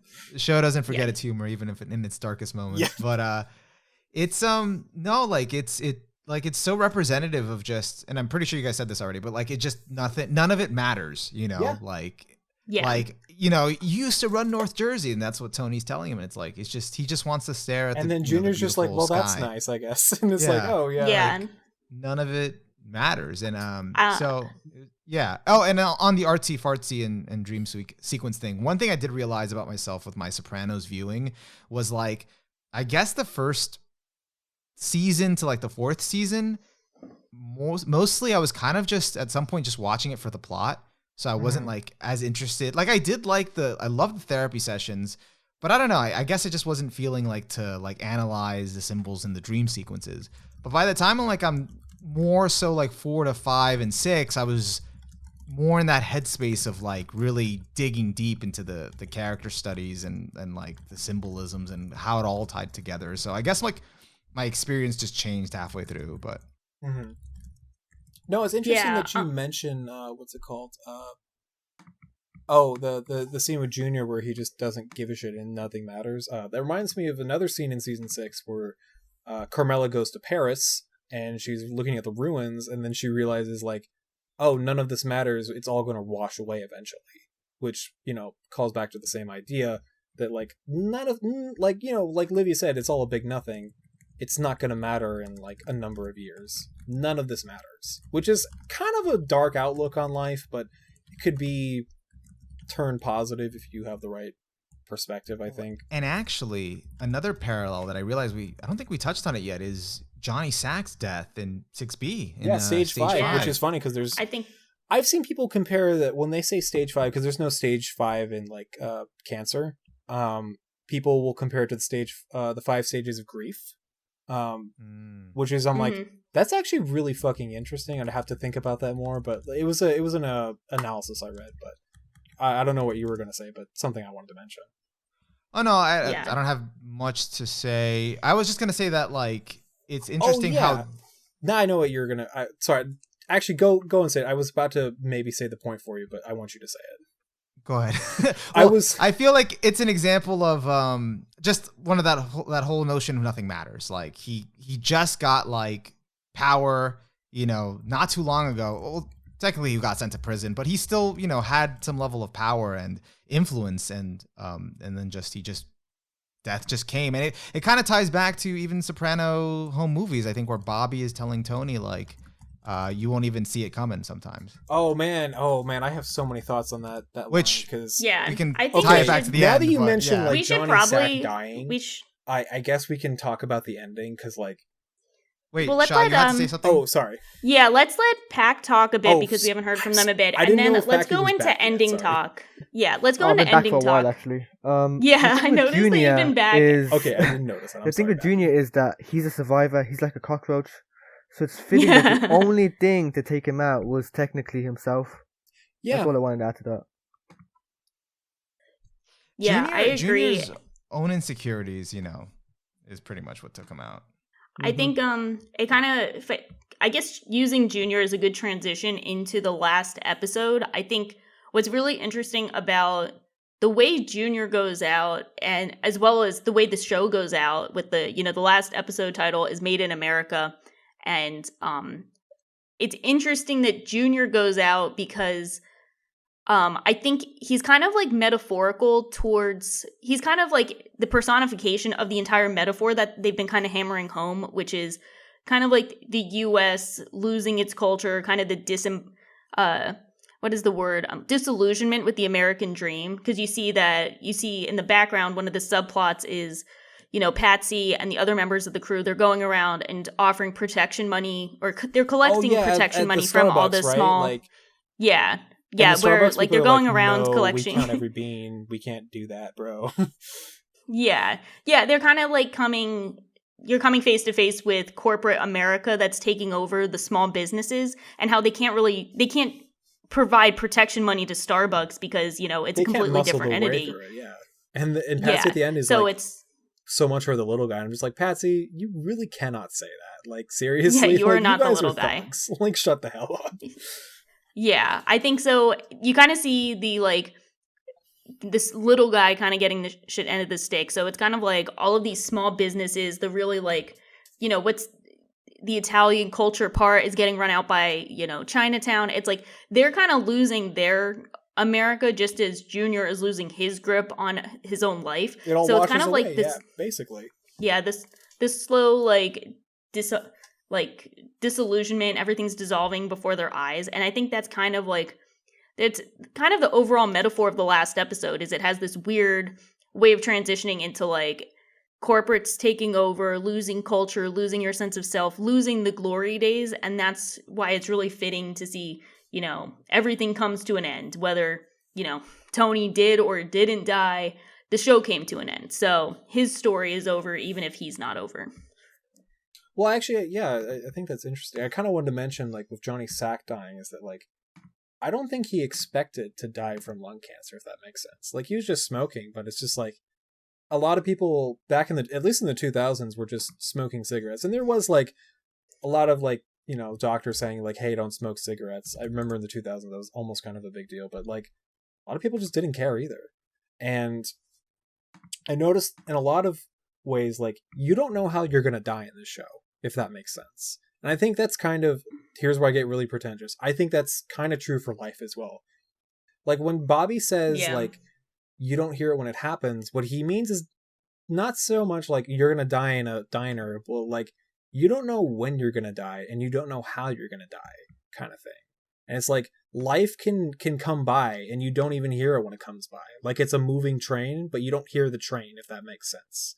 Right? Oh my God. It's so like, now I just got the visual of Bobby dying with the train. Yeah. No. I didn't even I made that connection in my head. The most ironic part is that Bobby absolutely fucking hears it when he dies. So I don't know why he's like, you probably don't even hear it when you die. And I'm like, well, I guess, cool. But like, Bobby absolutely hears it when he dies. Like, whatever, cool. I bring this up because every single Tony deather, I don't know what to call these people, but like people who are very insistent that he's definitely dead by the final scene, is like, they always like to bring up the line that Bobby makes. And I feel like the line that Bobby says is less to be taken literally and more to be taken on a more broad level, I think. And I think that also is with the ending, is like, I don't think you're supposed to interpret it as, well, this shot and this angle indicate that like there's a dude watching him. And I'm like, maybe there is, but there's also a bunch of other people in the diner. There's the unidentified black males. There's the members only guy. There's fucking some other people that you don't know who's going to be your enemy. You don't know how you're going to die. For Tony, he could die by anyone. He's got a lot of enemies by the end, right? But like, yeah, I think he's just okay with that. He's going to be on a razor's edge for the rest of his life until he's either going to die, or, which is not brought up enough, the fact that he's probably going to get indicted when Carlo testifies, right? A lot of people don't bring that up for some reason. They're very like insistent about him dying, but I think the fact that because like Tony said this numerous times in the show, maybe not numerous times, but it's a pretty iconic line. He's like, there's two endings for a guy like me, in the can or death, right? And for a lot of people in the show, they're death, but there's also a lot of people who are in the can. Or you could be like Junior, who I think is technically in a state facility, so you could maybe count that as the can. But in a lot of ways, he's also dead, because I mentioned this, like his self is dead. He's not the same person he once was. So in a lot of ways, he's both, I think. Yeah. But for me, when I see the ending, I'm just seeing like, this is Tony's life forever now. Like, this is kind of the bed he's chose to make, if that makes sense. I don't know if I'm using this, that might be a metaphor, but like, what I'm trying to say is like, death can maybe come, but like, I don't think necessarily that it's about him dying. I think it's about like the life he's kind of chosen for himself, and he's kind of seemed like he's accepted this to some extent. Like he said, like he's casually talking about Carlo testifying at like a diner eating onion rings. Like, you think that would be kind of more stressful, but like he's just kind of chillax about it, actually. Like, he's just having a dinner with his family, which almost every single season finale has had involved Tony just hanging out with his family. Even season 6A, Kaisha ends with Tony's family at like Christmas, right? Every single season is like that. To some extent, that's what Tony cares about a lot. Even if he's total selfless asshole. To some extent, he does still care about his family. I don't know if this makes any sense, but like from what I get from the ending is that like it's so much more. Life is so much more about whether you're gonna die at a diner, if that makes sense. Like you gotta like this is more like this guy didn't change for I don't know what 10 years. Like, are you gonna be any different? Like, are you gonna make a change in your life? That's what I got out of the ending. To take something Shaw said earlier about the Sopranos being like a circle, like, all right, that's what you said earlier, Shaw, right? Yeah. More than a circle than a triangle. Yeah. Like applying it here, it's like it doesn't really matter because as we've gotten enough, like 6 seasons worth of characters, not just Tony, that just kind of keep ending up back in the same place, doing the same thing, not changing, and maybe even becoming worse in terms of Tony's the final example. scene is basically like a reference to the final scene in season 1, I think, where they're at Vesuvio's. They're just eating together. Yeah. And even as like a friend pointed out to me, like when Tony walks into the diner, he sees himself. So it's like he sees himself in the distance. You so it's could kind of argue that like this is just like I don't know if like I want to say a simulation, but this is like Tony's life playing out in front of him or something. Someone told me it's hell. Like it's him repeating the same sequence over and over. Well, like there's that. I don't know if you've seen the Twilight Zone, but people have compared it to an episode of the Twilight Zone where this guy who had no luck in life, or he's like the plot twist is that he's in hell, and that he's at a casino. He's winning all the time. This goes back to like Kennedy and Heidi because he's winning and all that shit. And it's like it seems like the fucking luck on this guy. I think someone says in the show, like he keeps winning, and I'm like, you could make the argument that he maybe is in hell at this point. Like in a lot of ways, like he kind of is the devil. Like, but whatever. Funny you should mention the Twilight Zone because in that most recent interview with David Chase, when someone asked, not counting The Sopranos, what do you think is the best TV show of all time? And he said the Twilight Zone. So I could see the connection. Twilight Zone being a huge influence on David Chase for sure. Absolutely. It traumatized me too much as a kid for me to give it any sort of credit, but it is a very good show. See, I was traumatized by like the pig face people episode, but that's also like my favorite episode. Whatever, that's not. I got mine was the one with Talking Tina. That was just like awful. Oh, the Talking Tina one was really fucking weird. Yeah, for sure. Creeped me out. That one, or where the world is so hot that everyone melts to death. That's weird as shit too. Cool. Yeah. Pak, what do you think about the ending? Because I feel like I have a good sense of what you think of for the rest of it, but we haven't gotten into the ending talk with you. Mm-hmm. I don't really have any problems with it. It's kind of a weird thing because it's just for me, it's just something that's happened. And I don't really have any mixed feelings one way or the other, to be honest. So that's how I feel about it. I'm actually kind of curious, do you think he like does die at the end? Like, even though it doesn't matter? I think he does, but at the same time, I don't care as much because I think when people cared about this, it was years and years ago when they were watching it weekly. And for me, someone who binged it over a year, I didn't have that same sort of attachment.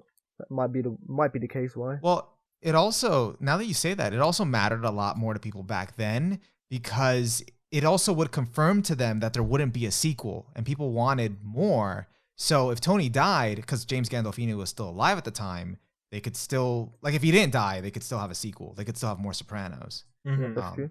But then once he died, once the actor died, that just killed. They're like, oh, no more conversation. Yeah, now it's gone. Yeah. Mm-hmm. I guess in a way, once James Gandolfini died, like the idea of Tony Soprano kind of died a little bit too, to some extent. But I do think he died. I like to think of it like some guy, like because we've always been seeing everything from his perspective.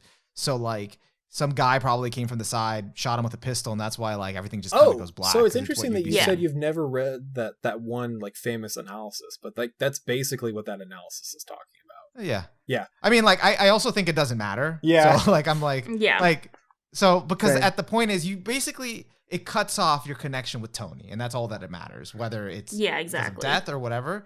But that's it, and that's all you need to see. Also, it should be noted that feels very much like a Godfather 1 reference. I'm pretty sure that's a Godfather 1 reference. At the end of the movie, have you guys everyone here seen Godfather 1? Right? Like, yeah, I have. Okay. Yeah. I don't know, Paki, have you seen it? I have not. Okay. Or if I did, it was a very long time ago. I guess we didn't even mention like all the overt Godfather references in the show. We could get to it after ending talk. Yeah. Like kind of loose ends, things we want to talk about. But yeah, no, I was just gonna say if you now that I've finally seen the first Godfather this year, I'm like, oh, I can kind of see why people get that interpretation from the ending scene in Sopranos, because like that definitely feels like the final scene in Godfather 1. I'll just say that much. But I don't know. I personally, if you want my opinion, I don't actually think he dies. No, I'm one of those people that like thinks it ultimately doesn't matter. Yeah, you could make the argument that he does, but like again, it just doesn't matter. It really, like, you're missing, like, this is like kind of like people caring about like the Russian at the end of Pine Barrens. Like, does it really matter? Like the Sopranos, I guess if we want to get into a broader perspective, Sopranos is really fucking ambiguous with things. Like it's so this is the revelation I've kind of come to recently, is like it's almost kind of like a therapy session. Like you're never given, like I think from my experience in therapy, you're not really supposed to get the answers outright. You're kind of guided towards an answer, but you kind of have to come to an answer to yourself, if that makes sense. So this is a good transition, and I'm sorry I probably cut you off in the middle of what you're saying. No, that was all I wanted to say, actually. Why Sopranos is like Ava. Oh, let's go. Okay, Yeah, let's true. do it. I'm excited. So I was thinking about this earlier, and I was just like, and part of it is like the show, but part of it is also the reception to it. And a part of it is like the people that were, you know, kind of upset with the ending. And because I'm also like reflecting back on how I experienced the ending, because I kind of did not know how it was going to end. So I was able to keep it pure until I actually witnessed it myself. Mm-hmm. Like I kind of knew, like, I think I knew that there was going to be like a fade to black or something, but It's not even nothing a fade, prepared it's a hard me. cut. Nothing prepared me for that hard cut. Like Yeah. I was just left like, what the, that, like I was like looking for a Marvel after credit scene afterward. I'm like, Right? is that it? Everyone was. And- They're like, oh, did my TV box go out? Back when people had like TV boxes, all that Yeah. stuff. But And it wasn't until like I stopped and like thought about it that then I was like, okay, this is cool, you know, or like whatever. Like I was able to like either make my peace with it or like really think, oh, this is actually like, it doesn't matter, or this is actually really good, really bold. But like in terms of like Ava, like a lot of people that like watched Ava and like signed on and like watched it and went all the way through, because Ava morphed into something else by like the last 4 to 5 episodes, you know, and it became more heavy on the character study and all of that. And then you had the infamous ending, and at the end, like the ending is still true to what was like the original ending was still true to what Ava was all about, which was Shinji and the core message and all of that. But it doesn't really work as like a story, or as a story that really like excites people that, you know, you want to see for the plot or the action or the stuff that you wanted to see. It's more just about fulfilling that kind of vision of, you know, Shinji. So I'll make the argument in a similar way. At the end of the day, like The Sopranos was really about Tony and Tony's journey. So it wasn't really about all of the mob stuff. Like it was, but like that wasn't the central point, you know, like that you see more. But by of in the end, season it 1, was 2, so and much 3. more than just the mob shit. It was about bigger life questions than just the mafia, if that makes sense. Yeah. And that's why like people that didn't see it as that type of show, like kind of like a more by season 5 getting it more progressively an artsy sort of show, were kind of like not expecting or even wanting that ending, because they didn't, in their heads, they didn't see it as that show. Even though it always kind of was. Even the thing with Ava, to bring it back to Ava, is that Ava was like, people say that, oh, Ava got really weird towards the end. I'm like, when I rewatched it, I noticed that Ava was weird from the beginning. Even though it was a little bit more straightforward, that Ava was always like weird. There's an entire episode where Shinji just runs away and he spends his time in like a sunflower field for an entire episode. Yeah. And it fucking rules. But like, you can't always just do that in a mecha show. I mean, you could do that now because Ava did it and made it cool, right? But like, yeah, it's like that's like a whole character study episode. That's just like you're vibing with Shinji. Like that's a whole vibe there. Like that's weird, quote unquote, if that makes sense. Like same thing with Sopranos. Like Sopranos did like kind of weird. Like Sopranos was definitely very mafia focused in the beginning, but like it still had like those like little threads of like existentialism. Like I've called this like an existential like mafia sitcom. I mean, it's not wrong, but like it's definitely more existential than it is sitcom by the end, if that makes sense. But it was I'll put always it this way. Yeah. No. I definitely agree with that sentiment for both Ava and Sopranos. I just feel like the threads are always there, but you have to be paying attention. Yeah, that's the thing is like I noticed closely. that like Ava was like quote unquote weird. I don't know if that's the right word to describe it, but like I didn't notice it was like that way until like the rewatch. That's the same thing with Sopranos. Like I didn't get like super deep into Sopranos until like subsequent rewatches. Like because I feel like oh go ahead. No, sorry, go ahead. No, go ahead. Oh, I just felt like there was like enough like other elements to sort of like in Ava and Sopranos that to make you not really to kind of overlook those things. Yeah, until, not necessarily distract, but like that's kind of like grabs your attention a lot quicker than like the more thematic stuff, if that makes sense. Yeah, and you're like, oh, it's a quirk or something, and then it gradually peels back. And then the it just layers. becomes like just straight up the thing it was like hinting at. Yeah. Like it just became like Perfect Cell, like it's just like peeling skin off or whatever. It was just like, here's my final form. Like, oh, I see, dude. Yeah. Yeah. David Chase, stop caring. This is it. I think David Chase almost cared too much by the end of the show. I feel like he just went hard with it. I love it for that.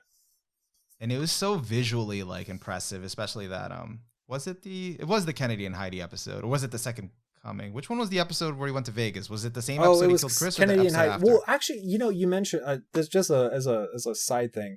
I noticed a lot of times this was pointed out to me in the podcast No Fucking CD, but often if you get like a Christopher thing, either in the same episode or in the next episode, you'll get like an AJ thing at the same time. Like they're kind of like linked in a lot of ways. Like I said, everything's kind of connected in a lot of ways in the show. I noticed actual son and the the male heir and the like the guy with the canopy nose. Yeah, for sure. Yeah. All right. Do we want to talk about more loose ends?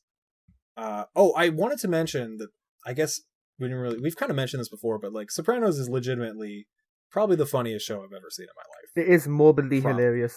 I think it's at least yeah. Right. Yeah, for sure. I'm so glad it exists and it got so ingrained in the pop culture. Like you can just rewatch out of context. Like you can watch it for the story and appreciate it for that, but you can also just watch out of context scenes all you want, and it's just hilarious. Yeah, I think it's really funny. I think I pretty much went over all the scenes I found really funny. Yeah, I think I don't have too much to add to the overall conversation since we've gone on for a bit. So the only thing I still wanted to add is that I very much appreciate the way Tony is kind of this weird, he's this weird reflection of all of the different roles that he makes up in his life that he's trying to get from everywhere else. Like he's constantly watching TV shows of like both history and like pop culture, and how he's watching old like Godfather, old mafia series, and he's kind of trying to take bits and pieces from the roles he's seen and make them his own. So the whole time I always get the idea that he's trying to embody all these roles without ever really like being in those roles. Mm-hmm. Like he's never truly being a good father. He's never truly being a great mob boss, who's making, because he makes some biased decision. Way, right? Like, it's kind of Cooper. Like he's just, exactly. Gary, he's trying to be Gary Cooper this whole time. Like, wow. Yeah, no, the funny thing is that he always mentioned Gary Cooper, and I'm like, isn't he just an actor, dude? Like, why are you so fixated on like some cool guy that was an actor for the most part, but he played cool character, but it's like, that's not a real person, dude. That's just an actor. Like, oh. Yeah. So I feel like in a weird way, we mentioned how it reminds us of Bebop a lot. It kind of reminds me of Cowboy Bebop in a way, because I feel like Cowboy Bebop has this similar element where they're pulling from all of these different movie genres and old-fashioned tropes, and you kind of see the cast work their way through it in this very superficial way. And I think that kind of applies to Tony a bit, where it feels like Tony is just trying to take pieces of all of the influences he's had, both from like the fictional ones and the real life ones, where you see him trying to be Dick Maltasanti because he left a big impact on him, or he's trying to be his father, but he's never truly being himself. And I think that's at the core Tony's issue, is he doesn't have a good sense of self, which is why he's constantly depressed, because he's realizing that all of the different idols and, heroes that he's had are all fake. So he has no real good foundation to stand on. And reality doesn't match up, it doesn't stack up. And that's why he's so disappointed. I saw you mention this in a Twitter thread once, and I'm glad you brought it back up. And it was so good. It was like one of those things that, like, I noticed like, it didn't get a lot of traction either, like compared to other threads you've made, which is like sucks because it was a really good thread, honestly. I think it's because it wasn't anime. Oh yeah, that's probably it. Yeah. But yeah, you made that connection. I was like, oh, that's one of those things. Like when Bex was mentioning the triangles, like one of the things I just didn't piece together, and I was like, oh yeah, that's so true. One thing, now that you mentioned like The Godfather, I like that they often like misunderstand The Godfather or misremember parts of The Godfather. Like, there's this scene in like Johnny Sack's daughter's wedding where Christopher's like, oh, isn't this like 2? No, it's like, no. Tony's like, no, you have it the other way around, actually. I'm like, oh, cool. There's another scene in like season 1 where like Jackie Aprile Sr. is like, where he's like dying in the hospital, and they're like talking about like the Mo Green special, and they're like, what is that from? It's like, oh, it's from 1. And they're like, no, that's from 2. And I'm like, no, they're like from 1. And it's like interesting that they like hold these movies in high regard, but they don't even really like remember them that well, if that makes sense. I always thought that was kind of interesting that they don't even really like follow what they think that they understand, if that makes sense. But I guess we should probably talk about the Many Saints of Newark at some point, if you guys actually want to talk about it. Can we not? Can we just I actually plan to never rewatch that movie. Neither do I. That's like Godfather 3 to me. Is Godfather 3 it shouldn't have been a movie, honestly. Like, it felt more like a 2-part TV show. I think I said that before, but yeah. I think, a lot of people thought it would work better as like a mini series or something. I'm like, I kind of agree. I'll just say I wish I didn't really need extra lore information. I was kind of okay with the lack of information, or the lack of especially stuff. In the way they hyped it, because well, I thought it was going to be more Tony about story. The race riots, but it was marketed as like, who made Tony Soprano? I'm like, I don't give a shit who made Tony Soprano. Man, I had a whole series about Tony Soprano. I don't give a fuck. Seriously, it was also really not to sound racist, but I don't care about the race riots aspect of the Sopranos prequel. I want the Sopranos prequel. The way that I sorry, but that was. Well, the thing is like back when it was first like marketed as like, oh, David Chase is directing like a new movie that's like set in the Sopranos universe. I thought it was going to be just about the race riots with like a couple of like old school old generation Sopranos characters in it for like a minor parts. And I thought it was just going to be about the race riots. And it's actually kind of the other way around. Like, it's about the old generation characters, but with like the race riots taking like a minor role. And I was actually very disappointed in that. I was like, I don't need more support. Like, for me, I was pretty content with like all the flashbacks we got in the series. They were pretty they skimmed pretty lightly on the flashbacks. I was pretty okay with that. I think we got them when we really needed them. And I was like, I don't need a whole movie full of doo-wop music and hating black people. I really don't need that. But that's just me. One last thing I have to mention, and getting some distance away from that movie. Sure. Earlier I cut you off when we were talking about, you were saying, and I was going to mention this about Kennedy and Heidi too, and Christopher in general as a character. You were saying that Tony reminds you a lot of your dad, right? Yes. So I was going to agree with you and say Tony really reminds me of my dad. I think Tony is like such a dad character. I don't know where you're going with this, but Tony is like such a, like, I guess I don't know how old you are, but you're probably the similar age range to me.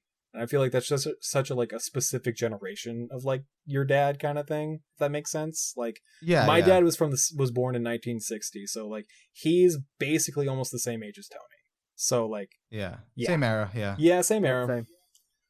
But so no, and all I was gonna say, because I was gonna connect it to like, maybe I don't have too much to say about Chris in that regard, but I guess like Christopher. I mean, besides that, like, I don't like, I found Christopher like just way too obnoxious to like him as a character, but I got like the point of him and also how he was kind of like a sad character, was always unhappy. And I guess it didn't really hit me like that until I saw Tony kill him. And then I was just like, then it like, And then you're like, for a character that, hold on a second. for a character that I wanted to see get whacked for so long. Because I just didn't want him in the show anymore. Probably the most tragic way, and it's just like, oh, you know what? Never mind, dude. Yeah, and you just realize how sad it was, and it's just like, you know what? Maybe all the time, like I felt like the other characters that weren't Tony were like lamenting like how they couldn't do, you know, they messed with Chris too much, they didn't give him a chance. I'm like, shit, you know, he could have been something if he had pursued acting or just left the life. Oh or, man, you know. I was gonna say it is always interesting to see when it's like a character. Like when you have a character who you're like, I really don't like them, and then you feel sympathy for them in a way that you didn't expect. That's when you know like they really got done dirty. Yeah. The show did a really good job of that a lot of the time, I felt like. But, he should have just kept working with Jon Favreau. Oh my god, I love that they actually got Jon Favreau for that episode. That's so cool. But yeah, just to tie it all back so it's not like a random loose end, but with the Tony dad thing. So I wanted to talk about AJ as a character who, I don't know. I fully I've thought about AJ a lot. Like I don't like enjoy his character. I don't like how they kind of ended up with him. Like they didn't do much with him, but I kind of think AJ's a really, really good depiction of like someone both in that specific situation, kind of like with that upbringing, with having to have like a father like Tony and be in that family, but also kind of like a millennial that kind of has everything and kind of being so indifferent to kind of everything kind of going on around them. No, I feel numb to it all. Yeah. Like he has like no like motivation to kind of like do anything. Yeah. He's also like really about the environment too, which is interesting in the context of now, which we're all a little bit more aware of the environment. Like AJ was super aware of that shit in like 2007, and everyone was like, "Shut the fuck up, AJ." And now everyone's like, "You know what? Maybe AJ was onto something." Shit, but yeah, I agree with what you had to say about AJ. I will say I think there's a lot of people who hate AJ that low-key don't want to admit that they are AJ on the inside. If that makes sense. That's all I'm gonna say. Not everyone that hates AJ. I think I agree with that. Yeah, like a lot of them think that they're like a Tony, but they're actually more of an AJ. Like, let's be honest. All right, so this is the thing that I basically was gonna say. Tony's relationship with AJ reminds me a lot of my relationship with my dad. Oh, so that's why, dude, I don't want to say I'm an AJ, but like that's long like lost brothers. Like, oh my god. I'm glad you said that. Sorry, I'm glad you said your relationship, Tony and AJ, reminds you of your dad's relationship and not Tony and Chris's, because I'm like, oh, I hate that part when my dad suffocates me in a car. He's really holding me back. Yeah. I'm glad I'm the male heir. I'd rather be the male go heir ahead. than, What like, you were saying. Fucking Chris. Yeah. 10 times out of 10, I'd rather be the male heir in this situation. Mm-hmm. But yeah, no, I don't want to be too honest, but like one of the things I did like about the show and why this show is like my favorite piece of media ever is probably because I see myself in a lot of these characters that I just don't in other shows. The only show that kind of reminds me of this is, to bring it back, Evangelion in a lot of ways. Like I see myself in like say Shinji or Asuka or other characters that I can't say that I really see myself in other shows besides like Sopranos, to be honest. But yeah, I guess to wrap things up, I guess what I really love about this show is probably the theme of like generational trauma, how that relates to myself. I like the idea of family. What is family? Whether it be found family, your capital F family, or your lowercase f family, if that makes any sense. The dynamics between the two, how this thing of ours can be interpreted in a number of ways, like going back to generational trauma. I think that's kind of low-key what they mean when they say this thing of ours in the show, is like whether they realize it or not, that's kind of what they're talking about. But yeah, this show has like a lot of depth for me, and like it means a lot to me. And yeah, it's a great show. I don't know how you guys feel about it, but Yeah, I mean, after Sorry, that was 2 hours and 40 like, minutes. emotional. My bad. No, you're good. I was going to say, if you don't know how we feel about it after 2 hours and 40 minutes, I think That's we might fair. have to do it again for another 2 hours and 40 minutes. We'll have to like. But yeah, I think it's the most important. I think just like Evangelion, it was a turning point in television. It's the reason we are able to see. It's the reason so many are able to see television as like a cinematic medium that has a lot of depth and flexibility for deep storytelling. And it was a turning point where people started taking TV series as seriously as they took cinema. So I mean, it's a landmark accomplishment. It's fantastic, and it will go down as one of, if not the most important TV series of all time. And it's apparently has not gotten old because it's making a comeback in modern day pop culture. So it will live on forever. Yeah. Shaw just summed it up really well. And on a personal note for me, I'm surprised the show that I was never interested in watching has probably become like one of my all-time favorites. Maybe not number one, but it's definitely in my top 10. You love to hear it. Hell yeah. Yeah, I'm definitely gonna have to rewatch this show as well. That's the thing is like you might want to give it like a couple years and then just come back to it at another point in your life, and you'll probably get something totally different out of it. That's kind of the cool part. I mean, it is quite timeless. Yeah, so- it's timeless in a number of ways. It's a good show. That's all I'm saying. It's a good show. Yeah. All right. Do we want to give like I don't know at the end? Do we want to give like social media like handles for people? Where can we find you guys? Where can we find us? So Yeah. obviously you can find the podcast itself at like Tokyo Podfathers. There's no underscore or space. It's all one word. You can find us on YouTube. Obviously you can find us on Spotify. All places you can find podcasts. You can find me on Twitter at what is my name on Twitter? I don't know. It's like not very based. Or It's something, not right? very I mix based. it up. Yeah. It's I mix it up. yeah. I am in fact Yeah. not very based. Shaw, where can we find you? Yeah, you can find me on Twitter too, Shocking807. That's pretty much it. You can find me shitposting. Occasional Sopranos threads. Yeah. that's kind Once of in it. a blue moon, yeah. Once in a blue comet, actually. OniMaru, where can we find you? You can find me on Twitter at Lord OniMaru, or you can check out my YouTube channel at youtube.com/OniMaru. I haven't uploaded a video in a while, but I'm working on that. What about your other podcast, Just Weebs? Am I allowed to plug Yeah, absolutely. another podcast on Of a course. podcast? Fuck yes, you can. That's a thing that people do, I think. You can catch me and Shah on the Just Weebs podcast at youtube.com/JustWeebs. We will be streaming on Sunday, this coming Sunday, and probably every Sunday, usually. We'll see. Are you But allowed to we'll say definitely what have your- something planned for this Sunday. Oh, are you allowed to say what your topic is for this week or no? Yeah, because like by the time like Oh this yeah, comes you know out- what? Comes out? Yeah, you know what? This is probably gonna come out in like late December. I'm pretty sure. But you know what? Never mind. Totally did not have the Well- foresight. No, it's all good. Fair enough. It's a good podcast. I've listened to it. For Thanks. sure. Thank you so much for listening to it. Yeah. Paki, do you have social media? No, you can find me in the Discord server. That's Okay, about it. yeah, no, we actually forgot to say we have a Discord server. And you can probably Yeah. find me there referencing Sopranos all the time. I'm not joking. I will find a way to reference He will find a way. I will find a way. Some people I've seen don't it like several it, but I times. also don't care. Whatever. I think it's gotten people to watch the show. So, like, really, that's a net positive. Fuck 'em. Yeah. Whatever. Cool. Hope everyone has a good day. Wash behind your ears. Wear a mask, obviously.